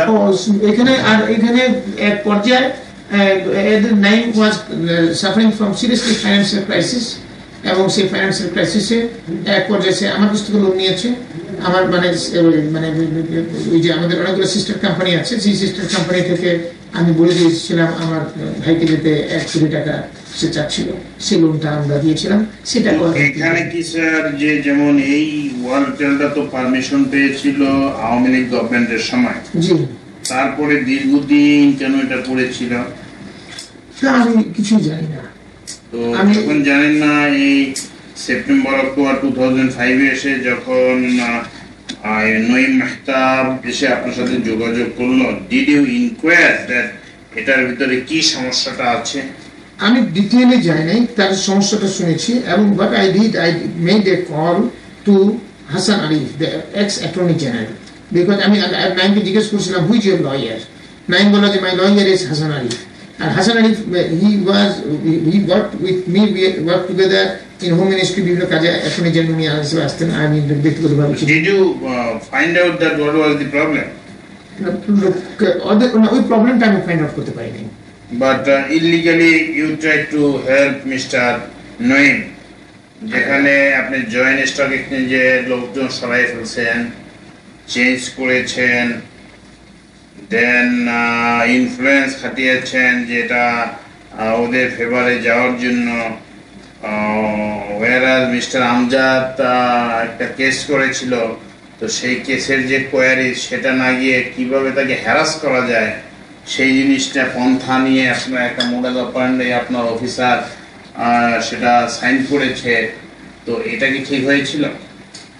না, ওইটা তো মোটেও ঠিক হয়নি যেভাবে করেছে। That I agree with you, because আমি এটা দেখেছি সেদিন, এবং দেখে তো আই এম শকড যে বাদীর কমপ্লেন না করে বাদীকে এগেইনস্টে কোয়ারি রেডি করেছে। সুতরাং এখানে জিনিসটা ফেয়ার হয় নাই। যেমন আপনারা সাব্বির হত্যা মামলায় পরে আপনারা টাকা নিয়েছেন, ওয়ালটেলের এক পার্টি, 2জন পার্টি ছিল, এক পার্টির উপরে আপনারা একতরফাভাবে ডিসিশন নিয়ে কাজ করার চেষ্টা করেছেন, এবং সেখান থেকে আপনারা শেয়ার নিয়েছেন। অর্থাৎ আপনাদের ইন্টেনশনই হলো যে পার্টির জন্য, ব্যক্তির জন্য, স্বার্থের জন্য টাকা লাগবে, সেক্ষেত্রে দেশ বা জাতি যেখানেই যাক, এটাই তো প্রমাণ পাচ্ছে। ওইটা মানে মানে এক সেন্সে আপনি বলতে পারেন, বাট আরেক সেন্সে সেটা মানে পুরোপুরি ভাবে মানে এই কথাটা প্রপার কতটুকু হবে সেটা আমি ইয়ে করতে চাই যে এক্স্যাক্টলি তা না, বাট মানে এখানে দুর্নীতি তো আছেই, সেটা আমি একমত হবো, সেটার সাথে আমি দ্বিমত করছি না, I am not differing with you, but হওয়া উচিত হয় না। Let me confess this one. Warid telecom, যেটা হলো ধাবি গ্রুপ অফ দুবাই, এটা একটু সুন্দরভাবে অল্প কথায় সুন্দরভাবে বলবেন। এটা হচ্ছে আপনার দীর্ঘদিন থেকেই এই ধাবি গ্রুপ এনেছে হচ্ছে আমাদের লবি সাহেব, এবং লবি সাহেব কোকোকে ইনভলভ করেছে। তো lobby cocoa was the agent, আরেকদিকে এজেন্ট ছিল নাসির রহমান। তারা কাজ করছিল, কিন্তু ধাবি গ্রুপের সাথে সমস্যাটা মানে তারা চেষ্টা করতে নেগোসিয়েট করতেছিল বিটিআরসির সাথে, যাতে মানে জলদি বিটিআরসিও চাচ্ছে মতো একটা টেন্ডার করবে, টেন্ডারে একটা মানে মোবাইল নতুন অপারেটর কোম্পানি দিবে, মানে লাইসেন্স দিবে। তো এখন বিটিআরসির চেয়ারম্যান ওমর ফারুক ছিলেন, উনি এই চাচ্ছিলেন যে এই আমরা লাইসেন্সকে কোনো ফিজ নেওয়া হয় না, আগে যে গ্রামীণ তারপর হচ্ছে সেবা, এটা আমরা জানি। এখন আপনি শুধু বলবেন এটার ভিতরে কোথায় কি দুর্নীতিটা হয়েছে, কোথায় কে কতটুকু পেয়েছে। দুর্নীতিটা তো হয়েছে আপনার এখানে টোটাল $15 মিলিয়ন তারা দিয়েছে। এই টাকাগুলো কিভাবে কে কত নিয়েছেন আপনারা? এখানে $15 মিলিয়ন মধ্যে প্রথমে এখানে ফার্স্ট অফ অল লবি সাহেবকে এবং আমাকে $1 মিলিয়ন দিয়েছে। আমি let me start from my side. তারপর দ্বিতীয়ত, এবং এখানে আপনারটা কোথায় গেল টাকা? আমারটা সিঙ্গাপুরে গেল, এবং সেখান থেকে সিঙ্গাপুরে কার অ্যাকাউন্টে? সিঙ্গাপুরে একটা কোম্পানি অ্যাকাউন্টে আমি নিয়ে এসেছি। এই কোম্পানিটা কার? কোম্পানিটার মালিক, এটা is limited, private limited company, এবং এখানে মালিকানা 5-7 জন আছে। এবং কে কে আছে? নাম আমি সব নাম জানি না। আপনার কত পার্সেন্ট আছে? এখানে আমার কোনো পার্সেন্টেজ নেই, আমার ভাইয়ের পার্সেন্টেজ আছে এই কোম্পানিতে। মানে আপনার ভাইটাই আপনার? হ্যাঁ, ভাইটাই আমার। আচ্ছা আচ্ছা, তো এখন সেখানে নিয়ে আসা হয়েছিল। তো সেই কোম্পানি এখন বোধহয় 4.5 লাখ না কত ডলার আছে, যেটা আমরা এগ্রি করেছি টু ডিপেইউ। আর থার্ডলি আসতেছে আপনার এখানে যে আপনার কোকো নিয়েছে ভিলা করার জন্য, কেনার জন্য $1.5 মিলিয়ন প্লাস মাইনাস। তারপর লবি ভাইয়ের অ্যাকাউন্টে এসছে 25 কোটি টাকা প্লাস মাইনাস।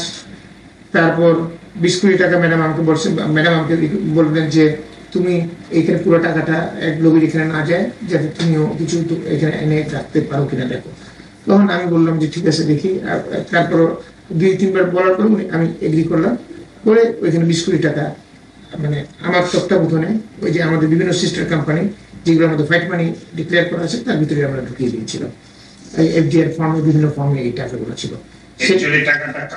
টাকাটা হচ্ছে তো ওইটা ভারত টেলিকম ওখান থেকে আপনার পেয়েছে 20 কোটি টাকার মালিকটা তো হচ্ছে পার্টির জন্য 10 মিলিয়ন, 5 মিলিয়ন ভাগ ছিল, 5 মিলিয়ন ছিল কোকো, আর কোকো আরো 5%, বা আমি জানতাম 10%, আমাকে লোকই বললো যে আজকে শুনলাম 5% আরো এক্সট্রা নাকি, সেটা 10% না 5%।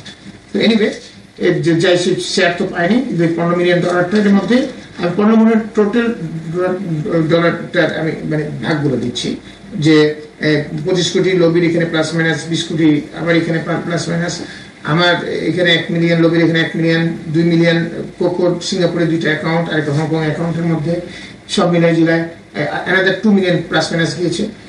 আর ওইখানে আরো কিছু টাকা হয়তো যে সিঙ্গাপুরে মানে সরি সিঙ্গাপুরে মানে আবুধাবিতে যে ভদ্রলোক হ্যান্ডেল করেছেন তার এখানে কিছু টাকা বোধহয় আছে আমার জানা। কোথায়? আবুধাবিতে। আচ্ছা, আর তা ওই যে কে কোথায় কত টাকা নিল, কি করলো, ক্লিয়ারলি বলেন। বাড়ি ঘর? ও ভিলা কিনছে কোকো, একটা $1.5 মিলিয়ন নিচ্ছে, কিন্তু $1 মিলিয়ন একটা ভিলা কিনেছে কোকো গ্লোবিক ছেলের নামে। গ্লোবিক ছেলের নামে 1 মিলিয়ন দিয়ে একটা ভিলা কিনেছে, আর সে তো 2 মিলিয়ন নিয়ে আসছে তার হংকং সিঙ্গাপুর অ্যাকাউন্টগুলোতে। আর হচ্ছে ওই যে 20 কোটি 25 কোটি আর আমরা 2 মিলিয়ন, এইটাই তো এগুলাই। আর ব্যালেন্স টাকাটা তুলে গেছে। কোথায় রয়ে গেছে? ওই আবুধাবিতে। এখন what to do with that? ওইটাকে আনার ব্যবস্থা করতে হবে। আর যে আরাফা কোকো সাহেবের যে বাড়িটা ভিলা কেনা হলো, তো সেটা কিভাবে প্রমাণ করা যাবে যেটা তারিখ কোকো সাহেবের? এটা লবির ছেলের নামে, যেহেতু লবি যদি কনফেস করে, লবির ছেলে কনফেস করবে। আর মেশিন রিডেবল পাসপোর্ট, এই ঘটনাটা কি? মেশিন রিডেবল পাসপোর্ট মানে আমার মানে একটা সেটব্যাক আমি বলবো, যে জিনিসটা আমি করে যেতে চাইও পারলাম না, এটা আমার আফসোস হয়ে গেছে। কেন পারলাম না? এটা আমি মনে করবো সাইফুর রহমান সাহেবের ছেলের কারণে। সাইফুর রহমান সাহেব এটাকে আগাতে দেয়নি, কারণ এটাকে প্রথম দিকে উনি খুব ইন্টারেস্টেড ছিলেন। আমরা তো এটা আমি অনেক লম্বা স্টোরি, এত লম্বা স্টোরি আমি ছোট করে বলছি, যে আমরা ন্যাশনাল কমিটি করে দিয়েছিলাম, যেখানে বিভিন্ন সংস্থাদের থেকে রিপ্রেজেন্টেটিভ নিয়ে এই বড় কমিটি বিভিন্ন ইউনিভার্সিটি থেকে মানে রিলেভেন্ট ডিপার্টমেন্ট প্রফেসরদেরকে নিয়ে সেই ন্যাশনাল কমিটি কানাডা গেছে, সিঙ্গাপুর, মালয়েশিয়া, বিভিন্ন দেশ ঘুরে এসে আমাদেরকে 5-6 মাস 1 বছর পরে 8-9 মাস পরে আমাদেরকে একটা রিপোর্ট, মোটা রিপোর্ট দেওয়ার পরে আমরা ন্যাশনাল ইকোনমিক কাউন্সিলে নেই, এটাকে ঠিক করে নিয়ে আসি। Then we have gone for international tender, আমরা কনসালটেন্ট নিয়োগ করি, ইন্টারন্যাশনাল টেন্ডার হয়। ইন্টারন্যাশনাল টেন্ডারটা এর মধ্যে দেখা যায় 4টা লোক মানে কোম্পানি পার্টিসিপেট করে। অ্যাট লাস্ট দেখা যাচ্ছে যে 2টা কোম্পানি দে কোয়ালিফাই। একটা কোম্পানির অফার ছিল 137 মিলিয়ন প্লাস মাইনাস ইউরো, আরেকটা কোম্পানির অফার ছিল 260 মিলিয়ন ইউরো। 137 মিলিয়ন ইউরো যেটা আছে, আমরা পুরো কাগজপত্র নিয়ে রেডি করে মানে আমরা এই যে পারচেজ কমিটিকে প্রস্তাবটাকে নিয়ে যাই, এবং পারচেজ কমিটিতে যখন নিয়ে যাই তখন দেখা যায় যে সাইফুর রহমান সাহেব খুব ইন্টারেস্টেড ছিলেন যে মানে এটাকে থ্রু করানোর জন্য, কারণ it is such a good project. এখানে শুধু যে ন্যাশনাল পাসপোর্ট তা না, we were doing the national ID as well as national visa and passport. এবং আমাদের এই প্রোগ্রামটা ছিল 3.5 বছর থেকে 5 বছরের মধ্যে আমরা বাংলাদেশে অলমোস্ট 12 থেকে 13 কোটি আমরা ন্যাশনাল আইডি দিয়ে দিব। That was the program. এবং এইখানে কি বলে এনআরডি একটা নতুন ডিপার্টমেন্ট হবে, আমরা পাসপোর্ট ডিপার্টমেন্ট থেকে লোক নিয়ে আসবো ইত্যাদি ইত্যাদি। তো কিন্তু যেদিন পারচেজ কমিটি মিটিং হবে সেদিন দেখা যায় যে অর্থমন্ত্রী মহোদয় মিটিংয়ে আসলেন এবং সেই মিটিং স্টার্ট করার আগে উনি একটা বক্তব্য দিলেন, অলমোস্ট 10 to 15 মিনিটস বক্তব্য। এবং বক্তব্যের মধ্যে পুরোটাই মিসেন্টেবল পাসপোর্ট এই প্রস্তাব নিয়ে, এবং উনি টোটাল এমন একটা নেগেটিভ ইমপ্রেশন ডেভেলপ করলেন যাতে বিভিন্ন সদস্যরা বুঝে নিয়েছেন যাতে এইটার পক্ষে আর কথা বলা যাবে না। বিশেষ করে ওনার অধীনস্থ মন্ত্রণালয় যেগুলো আছে, যেমন planning minister and finance minister. Planning minister আন্ডারে আইএমডি থাকে, অনেকগুলো ডিপার্টমেন্ট আছে, তারা থাকে, তারপর হচ্ছে ইয়ারডি লোকজন থাকে, প্ল্যানিং মিনিস্ট্রি থাকে, এরা সবগুলো এসে এটাকে যাতে ওনাদের বিগ বস যেহেতু বলছেন আগে থেকে নেগেটিভ পজিশন নিয়ে থাকে, তো স্বাভাবিকভাবে ওনার নেগেটিভ পজিশনের কারণে অন্যান্য বেশ কিছু মন্ত্রীও নেগেটিভ পজিশন নিয়েছে। আমি চেষ্টা করেছি এটাকে আমার প্রেজেন্টেশনটা করে এটাকে সেল করার জন্য আইডিয়াটাকে, যে এটা দরকার, এখানে প্রতি বছর 2000 কোটি টাকা গভর্নমেন্ট রেভিনিউ আর্নিং পাবে, পাশাপাশি ন্যাশনাল আইডি হয়ে যাবে। এই national ID will help the nation as a whole. এটা ইলেকশন কমিশনের কাজে লাগবে। It will support the security of the government. It will মানে stop the pilferage of the বিভিন্ন forgeries. এইটা রাখেন, এখন কথা হচ্ছে জিনিসটা হলো না, কোন জায়গায় দুর্নীতিটা হলো, কার কার ইনভলভমেন্টটা ছিল সেটা বলেন। আচ্ছা, এখানে দুর্নীতিটা যে জায়গাটায় আছে এখানে হলো না, সাইফুর রহমান সাহেব এটা আটকিয়ে দিলেন। এবং এখানে আমরা যতদূর জানি এটার পিছনে ছিলেন ছোটন এবং কোকো আর ছোটন, ওই ইয়েটার পিছনে মেশিনের যে এটার পিছনে, কারণ তারা আমাকে কয়েকবারই বলেছে। 1 নম্বর। দ্বিতীয় নম্বর হচ্ছে হলো না যে কারণে, সেটা তো উনি যে 2টা পয়েন্টে হলো না, যে 2টা পয়েন্টের কারণে করো না, সেই 2টা পয়েন্টে কিন্তু ভ্যালিডিটি করে না। 1 নম্বর উনি বলেন যে এটাকে ক্যাবিনেট নিতে হবে। আমরা বললাম যে ক্যাবিনেট নেওয়ার কোনো কারণে নাই, কারণ এটা ন্যাশনাল ইকোনমিক কাউন্সিল কমিটি কর্তৃক অ্যাপ্রুভ হয়েছে, প্রাইম মিনিস্টার সাইন আছে, সুতরাং it is enforced by the cabinet.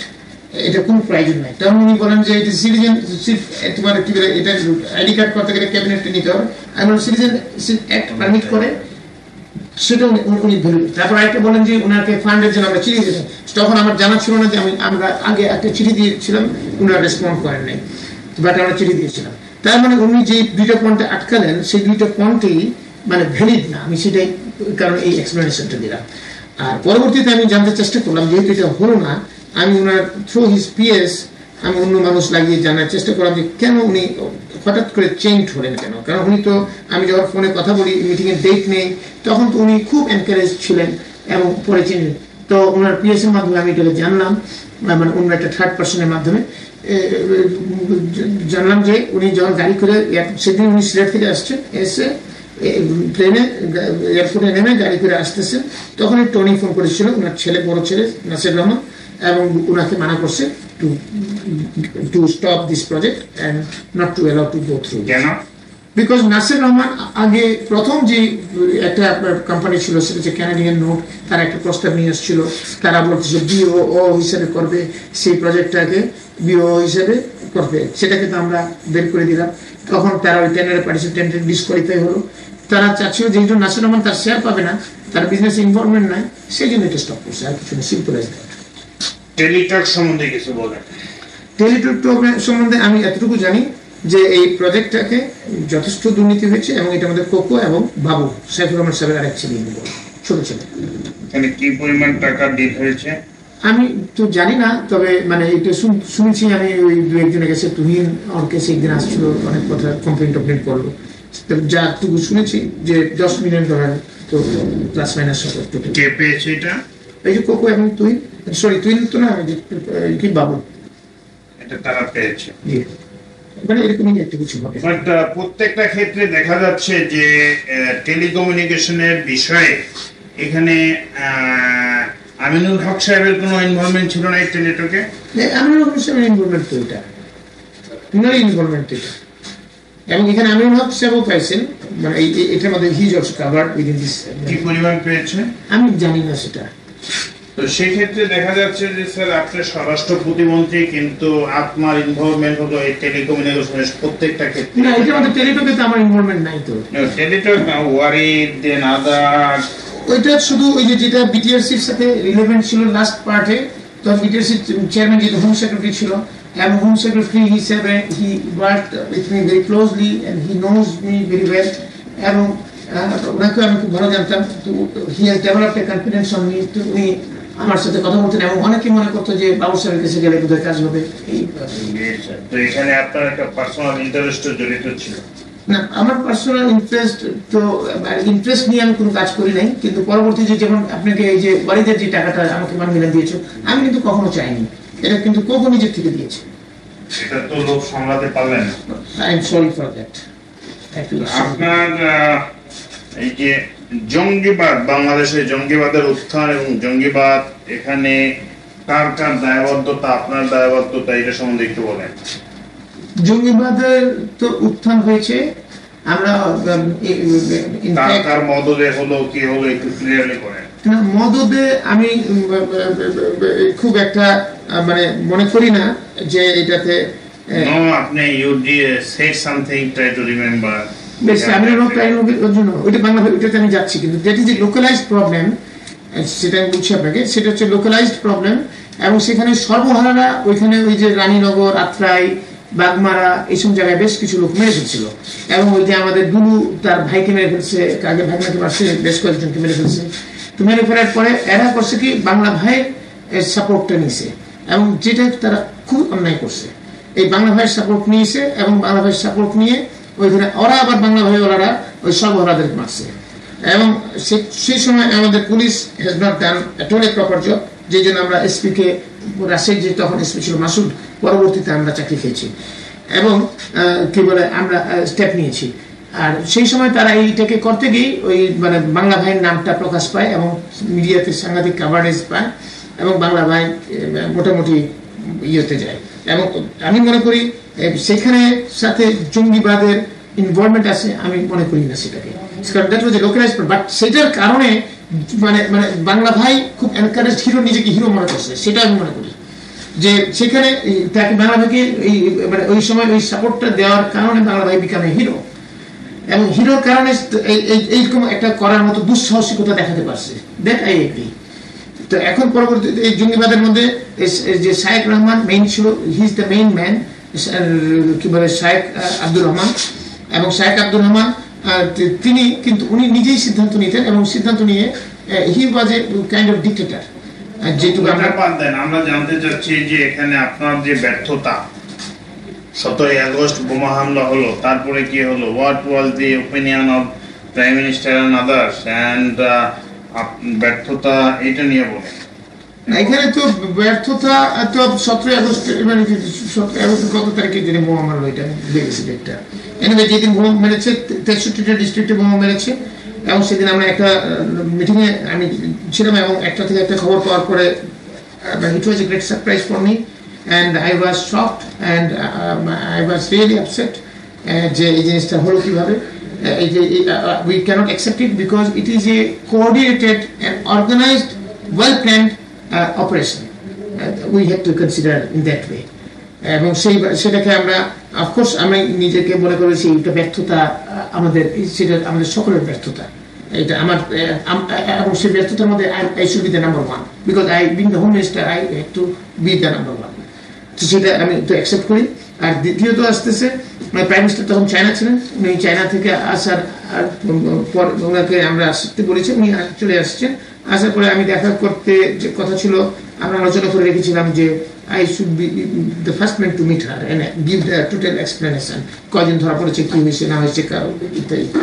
But আমি ঢোকার আগেই ওইখানে ঢুকে গেছিল কি বলে আপনার কি বলে খন্দকার মোশাররফ হোসেন, আমানুল্লাহ আমান, মির্জা আব্বাস, এরা ঢুকে, যেহেতু বেশ কিছু হাতে নাতে ধরা পড়েছিল ওই জঙ্গি, তারা মানে যে বোমাটা রেখে চলে যাচ্ছিল, যাওয়ার পথেই হয়তো বোমাটা ফুটে গেল, তখন পাবলিকই ধরছিল এদেরকে। তো তাদের অনেকগুলোকে ধরা হয়েছে এবং তাদের স্বীকারোক্তি অনুযায়ী আমরা ধরেছি। সেরকম ভাবে দেখা গেছে বিভিন্ন মাদ্রাসার বা মৌলানা সাহেবরা অনেক ধরা পড়ে গেছিল, প্রায় 50-60 জন বা 70 জন বা 100 জন, মানে সেম ডেতেই ধরা পড়ছে এবং যারা মানে হাতে নাতে ধরা পড়ে। তখন সেই জন্য তারা এসে বললো এবং তাদের লিঙ্ক অনুযায়ী আবার আমরা যখন ধরা শুরু করছি বিভিন্ন কমপ্লেন আসছে এবং এখানে ওনারা যে কমপ্লেন করছেন আমার এগেনস্টে যে আমি হচ্ছি এই মানে সব মোল্লাদেরকে ধরে ফেলতেছি এবং মান্নান ভূঁইয়ার কথা বলছেন যে মান্নান ভূঁইয়ার কথাতে বাবুল চলে হোম মিনিস্টার এবং সে ডিপার্টমেন্ট ভূঁইয়ার সাথে ছাড়া কারোর কথা শুনে না ইত্যাদি ইত্যাদি lot many complaints they made to prime minister.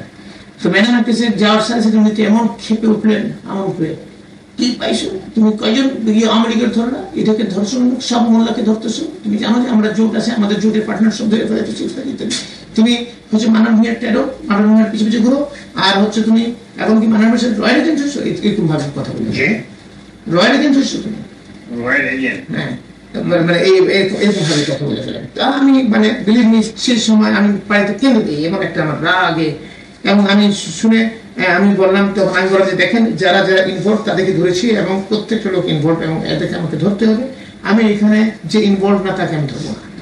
এবং আই টুক এ স্ট্যান্ড এবং বলে যে না আমি দেখতে চাই তুমি কাকে ধরছো এবং কয়জন ধরছো, কি ধরছো, লিস্ট চাই আমি। এবং নেক্সট ডেতে I came again, I have given the list এবং আমি ওনাকে বললাম যে ইয়েস আমি মান্নান ভূঁইয়ার এখানে যাই, এই কারণে যাই আমি কথা বলি শেখুর রহমানের সাথে, মুসলিমের কাছে মান্নান ভূঁইয়ার 3 জন সিনিয়র মন্ত্রী 3 জনের সাথে কথা বলি, কিন্তু 3 জনের মধ্যে আমি মান্নান ভূঁইয়াকে দেখি মোর রেশনাল কথা বলেন আর ওনারা মোটিভেটেড কথা বলেন, সেই জন্য ওনার কাছে আমি বেশি যাই। আমি এইভাবে ওনাকে বলে আসছি। ওখানে এখন জঙ্গিবাদের সাথে জড়িত জি আপনাদের পার্টির কারা কারা ইনভলভ ছিল? জঙ্গিবাদের সাথে জড়িত আমাদের পার্টির মানে যেটা অভিযোগ আছে পত্রিকায় অভিযোগ করে বিভিন্ন ভাবে, যেমন দুলুর কথা বলে, আমিনুল হকের কথা বলে, আমাদের কি আলমগীর সাহেবের কথা বলে, নাদিম মোস্তফার কথা বলে, আমাদের মিনুর কথা বলে মেয়র। কিন্তু আমাদের যখন ইনকোয়ারির পরে মানে বিভিন্ন মানুষকে অ্যারেস্ট করা হলো তখন কিন্তু এই নামগুলো আসেনি। এখন স্যার আপনার দুর্নীতি সম্বন্ধে কিছু বলেন। আমার দুর্নীতির মধ্যে হচ্ছে 3টা দুর্নীতির মধ্যে আমি মেজর দুর্নীতির মধ্যে আমার ইনভলভমেন্ট হয়ে গেছে। সেটার মধ্যে একটা হচ্ছে ওয়ালটন, একটা হচ্ছে ওয়ালটন বসুন্ধরা ওয়ারিদ। এছাড়া আমি কোনো মানে মাইনর দুর্নীতির মধ্যে যে জমির কথা বলেছি, সাভারের জমির কথা, আরো এরকম 2-1টা হয়তো থাকতে পারে। জমি আপনি ইয়ে করেছেন সাভারে 10 একর জমি, যেটা আপনার থাই অর্কিড একটা মানে কি জানি কি বলে থাই মাল্টিপল এগ্রো জমিটার কারণেই তো ইমন ক্রস ফায়ারে পড়েছিল। ইমন এটার কারণে ক্রস ফায়ারে হয়েছে আমি এটা মানতে রাজি না, কারণ ইমন ক্রস ফায়ার এটার কারণে হবে সেটা আই ডোন্ট অ্যাকসেপ্ট ইট। কিভাবে অ্যাকসেপ্ট করবেন? কারণ ক্রস ফায়ার হয়েছে সেটা হচ্ছে ক্রিমিনাল হিসাবে, এবং ক্রস ফায়ার হওয়ার পরে আমি জেনেছি যে ইমন নামের সাংবাদিক বিপদ পত্রিকা যখন এই হাসিনা একদিন বক্তৃতা দিয়ে দিছে যে ইমান আলী নাকি একজন হত্যা হয়েছে ইত্যাদি ইত্যাদি, তখন আমি খোঁজ করছি এবং জানছি, তখনই আমি জানছি এবং আমি নিজেও জিজ্ঞেস করছি কেমনে করে কি হলো, তো এটা র্যাপ করেছে এবং র্যাপের কিছু খোঁজ নিয়ে জানতে পারবে। আপনার উৎকোচ বা আপনি যে অর্থ গ্রহণ করেছেন কার কার কাছ থেকে সেটা একটু বলবেন?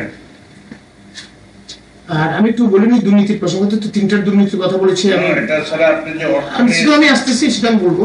আর স্বরাষ্ট্র মন্ত্রণালয়ের ব্যাপারে আমি একটু বলে দিই যে স্বরাষ্ট্র মন্ত্রণালয় আমি মানে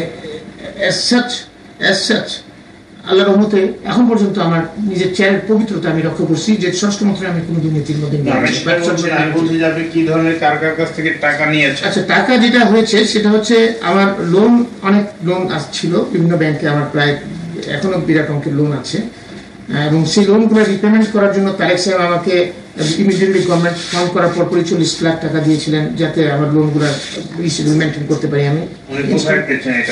উনি তো পার্টির টাকা থেকে দিয়েছেন, ওই যে আমাদের ইলেকশনের টাকা বেঁচেছিল কিছু সেখান থেকে দিয়েছিলেন, আমি জানি না বাট আমার মনে হয় সেটা। আচ্ছা, সেখানে গেল এটা। তার পরবর্তীতে আমার আরো অনেক টাকা লাগলো, কারণ আমি ডিস্ট্রিবিউট করলাম ডিস্ট্রিবিউটের জন্য প্রায় হিউজ টাকা, এখন এক একটা ডিস্ট্রিবিউটমেন্টের জন্য ডাউন পেমেন্ট লাগে 10%, প্রায় 80 লাখ টাকা, 70 লাখ টাকা, 60 লাখ টাকা, আবার অনেকে ডাউন পেমেন্ট বাড়াই দিচ্ছে 10% বেশিও নেয়। সেই জন্য এটা বেড়ে গেছে। বেড়ে যাওয়ার কারণে আপনার তখন তারেক সাহেব বলে দিয়েছিলেন অবেদুল করিমকে একটু, তখন অবেদুল করিম আমাকে বিভিন্ন ধাপে ধাপে একবারে টাকা দেয়, প্রায় 2.5 কোটি টাকার মতো অবেদুল করিম সাহেব দিয়েছেন। আর তারপরে খোকা ভাইয়ের কাছ থেকে নিয়েছি 50 লাখ টাকা, আমাদের এই শিডিউল পরবর্তী পেমেন্ট করতে হয়, পেমেন্ট করার জন্য খোকা ভাই দিলেন 50 লাখ টাকা। আর পরে আবার যখন ইলেকশন আসলো, এখন এই তাছাড়াও 2006 সালে তারেক রহমান আপনাকে আরো একটা টাকা দিলেন, ইলেকশনের সময় আবার 50 লাখ টাকা দিলেন, যাতে তখন আমার ওই ইনস্টলমেন্ট পেমেন্ট গুলো রেগুলার রাখতে পারি, আরো 50 লাখ টাকা। এছাড়া আর অন্য কোথাও এই টাকাগুলো কি আপনি পেমেন্ট করেছেন? এটা এখনো পেমেন্ট করিনি, বাট এটা লোন হিসেবে আছে। 2002 সালে আপনি টাকা নিয়েছেন, এখনো পেমেন্ট করেন না, তার অর্থ ইট ওয়াজ দি টোকেন অফ গিফট। এটা পার্টি থেকে দিয়েছিল তারেক রহমান। জি, পার্টি থেকে শুধু আমাকে না, এই ধরনের আরো অনেকেই এই সাপোর্টটা করেছে।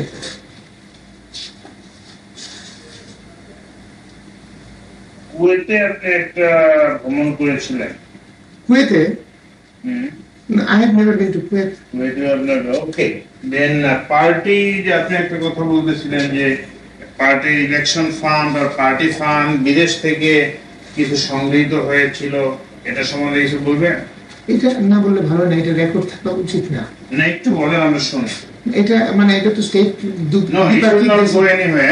মানে আমি মানে একটু তাহলে কেয়ারফুলি বলি, যাতে, কারণ স্টেট লেভেলের দ্বিপাক্ষিক সম্পর্ক নষ্ট হতে পারে, এই জন্য আমার মনে হয় এই জিনিসটা একটু কেয়ারফুলি বলা উচিত। এটা আমাকে, আমি কমন ফ্রেন্ড অফ মাইন্ড, এবং মানে কমন মানে আমার ফ্রেন্ড, মানে senior, and who is also মানে quite close to doctor Kamal Siddiqui. তো ডাক্তার কামাল সিদ্দিকী খুব খেপে টেপে রয়েছেন, এবং তখন উনি বলতেছিলেন যে কত টাকা লাগে পার্টি, এই পার্টির জন্য কুয়েতের কাছেও টাকা চায়, সৌদি আরবে টাকা চাইছে, পাকিস্তানের কাছ থেকেও টাকা চাইছে, এবং টাকা নিছেও, এবং ইত্যাদি ইত্যাদি ইত্যাদি এগুলো কথা বলছে। উনি খুব খেপে টেপে এই কথা বলতে। কি পরিমাণ টাকা থেকে এসছে আসছে কত আমি জানি না, কিন্তু ওই কামাল সিদ্দিকের ভাষায় 3 দেশ থেকে প্রায় 300 মতো। টাকাটা কার কাছে আছে? টাকাটা কার কাছে আছে একজ্যাক্টলি তার বলতে পারবো না। তো এটা আমরা ধারণা করি, অনেকে মনে করে পাকিস্তানের টাকাটা হয়তো সাহাবুদ্দিন কাদের চৌধুরী গেছে, আর কুয়েত বা ইয়ে থেকে যেগুলো আসছে সেটা হয়তো তারেক সাহেবের তার বিভিন্ন লোকের কাছে রাখছে। যেমন তারেক সাহেব রাখতে পারে ওনার আইএসডি গ্রুপের ফ্রেন্ডদের কাছে রাখাটা আপনিও তো খুব ক্লোজ ছিলেন। আমি ক্লোজ থাকবো, তারেক সাহেব আবার এখানে আবার যেটুকু প্রয়োজন সেটুকু কথা বলতেন। আমি তারেক সাহেবকে জিজ্ঞেস করেছিলাম এই কথাটা এখানে, I have asked him যে কত টাকা, কারণ উনিও টাকা করে ফেলে যে পার্টির টাকা নাই, এইটা পার্টির টাকা লাগবে। আমি ওনাকে বলি যে কেন আপনার টাকা পাইছেন? তো উনি প্রথমে অস্বীকার করেন, পরবর্তীতে উনি স্বীকার করছেন। তবে আমি যখন অ্যামাউন্ট বললাম, উনি অত অ্যামাউন্ট উনি মানতে রাজি হন, না আমি কম পাইছি, এত যত বছর তো দেয় এরকম বললাম। এক্ষেত্রে আপনার দুর্নীতি সম্বন্ধে আপনি কি অনুতপ্ত? আপনি যে পরিমাণ দুর্নীতি করেছেন, আমার ওই যে 3টা আমি বলেছি, অফকোর্স আমি অনুতপ্ত, I feel very very sorry about it, এবং আমি অনুতপ্ত, এবং I do you want to say something to the nation or the people? আমার মনে হয় your deed mistake, আমার মনে হয় নেশনকে বলাটা কি ঠিক হবে? Okay, to your confession, to my confession I can say always, yes. My confession, yes, I am মানে sorry to the extreme, and আমি নিজেকে মোটামুটি দুর্নীতির বাইরে রেখেছিলাম, কিন্তু এই 3টা আমাকে কেন আল্লাহবাক জানেন আমার মাথায় ঝুঁকে গেল, এবং আমি এটার মধ্যে ইনভলভ হলাম, এবং এটার জন্য আমি আসলে খুব অনুতপ্ত, দুঃখিত, এবং আমি নিজেকে গিল্টি ফিলিংস আমার আছে। ওভারঅল আপনার বর্তমান অবস্থানে পার্টি সম্বন্ধে, বিএনপি পার্টি বা বিএনপি সম্বন্ধে আপনার মন্তব্য? বিএনপি সম্বন্ধে আমার মন্তব্য হচ্ছে, অ্যাজ এ হোল বিএনপি পরিবারতন্ত্রের মধ্যে ঢুকে গেছে, এবং সংস্কার দরকার কিনা? অবশ্যই সংস্কার দরকার, এবং সংস্কারের জন্য আমাদের গঠনতন্ত্র সংস্কার ইজ দ্য ফার্স্ট ফেজ হওয়া উচিত, এবং এটা হওয়া উচিত, এবং চেয়ারপারসনের যে অথরিটি, একক অথরিটি, সেটাকে আরো লিবারালাইজড এবং ডাইলুটেড করা উচিত। আচ্ছা, তদ্রুপ অন্যান্য পার্টি সম্বন্ধে আপনার মন্তব্য? অন্যান্য পার্টি সম্বন্ধে একই জিনিস, আওয়ামী লীগের একই অবস্থা। শেখ হাসিনা পার্টি সভাপতি হিসেবে total authority of the party, এবং একইভাবে বিএনপির মতন ওনারও গঠনতন্ত্র করা আছে। তো সেটাও আমি মনে করি সেই জিনিসটা থাকা উচিত না, এবং সেই জিনিসটাকে ঠিক অন্যান্য পৃথিবীর দেশগুলোর মধ্যে যেভাবে পার্টির গঠনতন্ত্র হয় সেই একইভাবে হওয়া উচিত।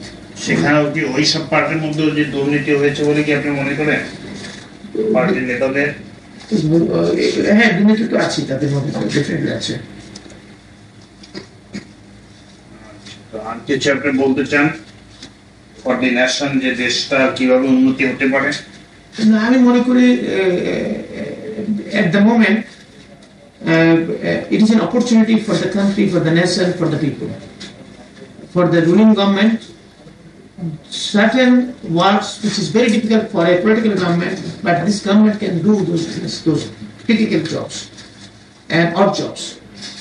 And the জিনিসটা কাজ করতেছে বর্তমান government, I appreciate that, I acknowledge that, I support that.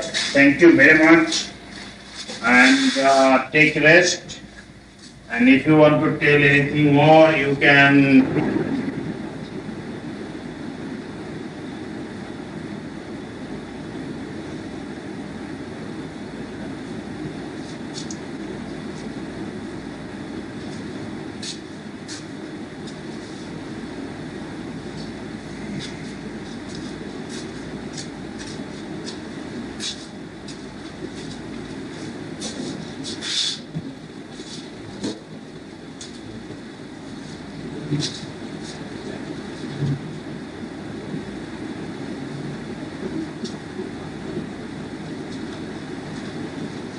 Sir, জি, তো সাইফুর রহমান সম্বন্ধে কিছু বলেন দেখি। সাইফুর রহমান সাহেবের 500 একর জমি উনি সিলেটে অথবা মৌলভীবাজারে এটাকে নামমাত্র মূল্যে উনি লিজ নিয়ে নিয়েছেন ওরা টি গার্ডেন করার জন্য।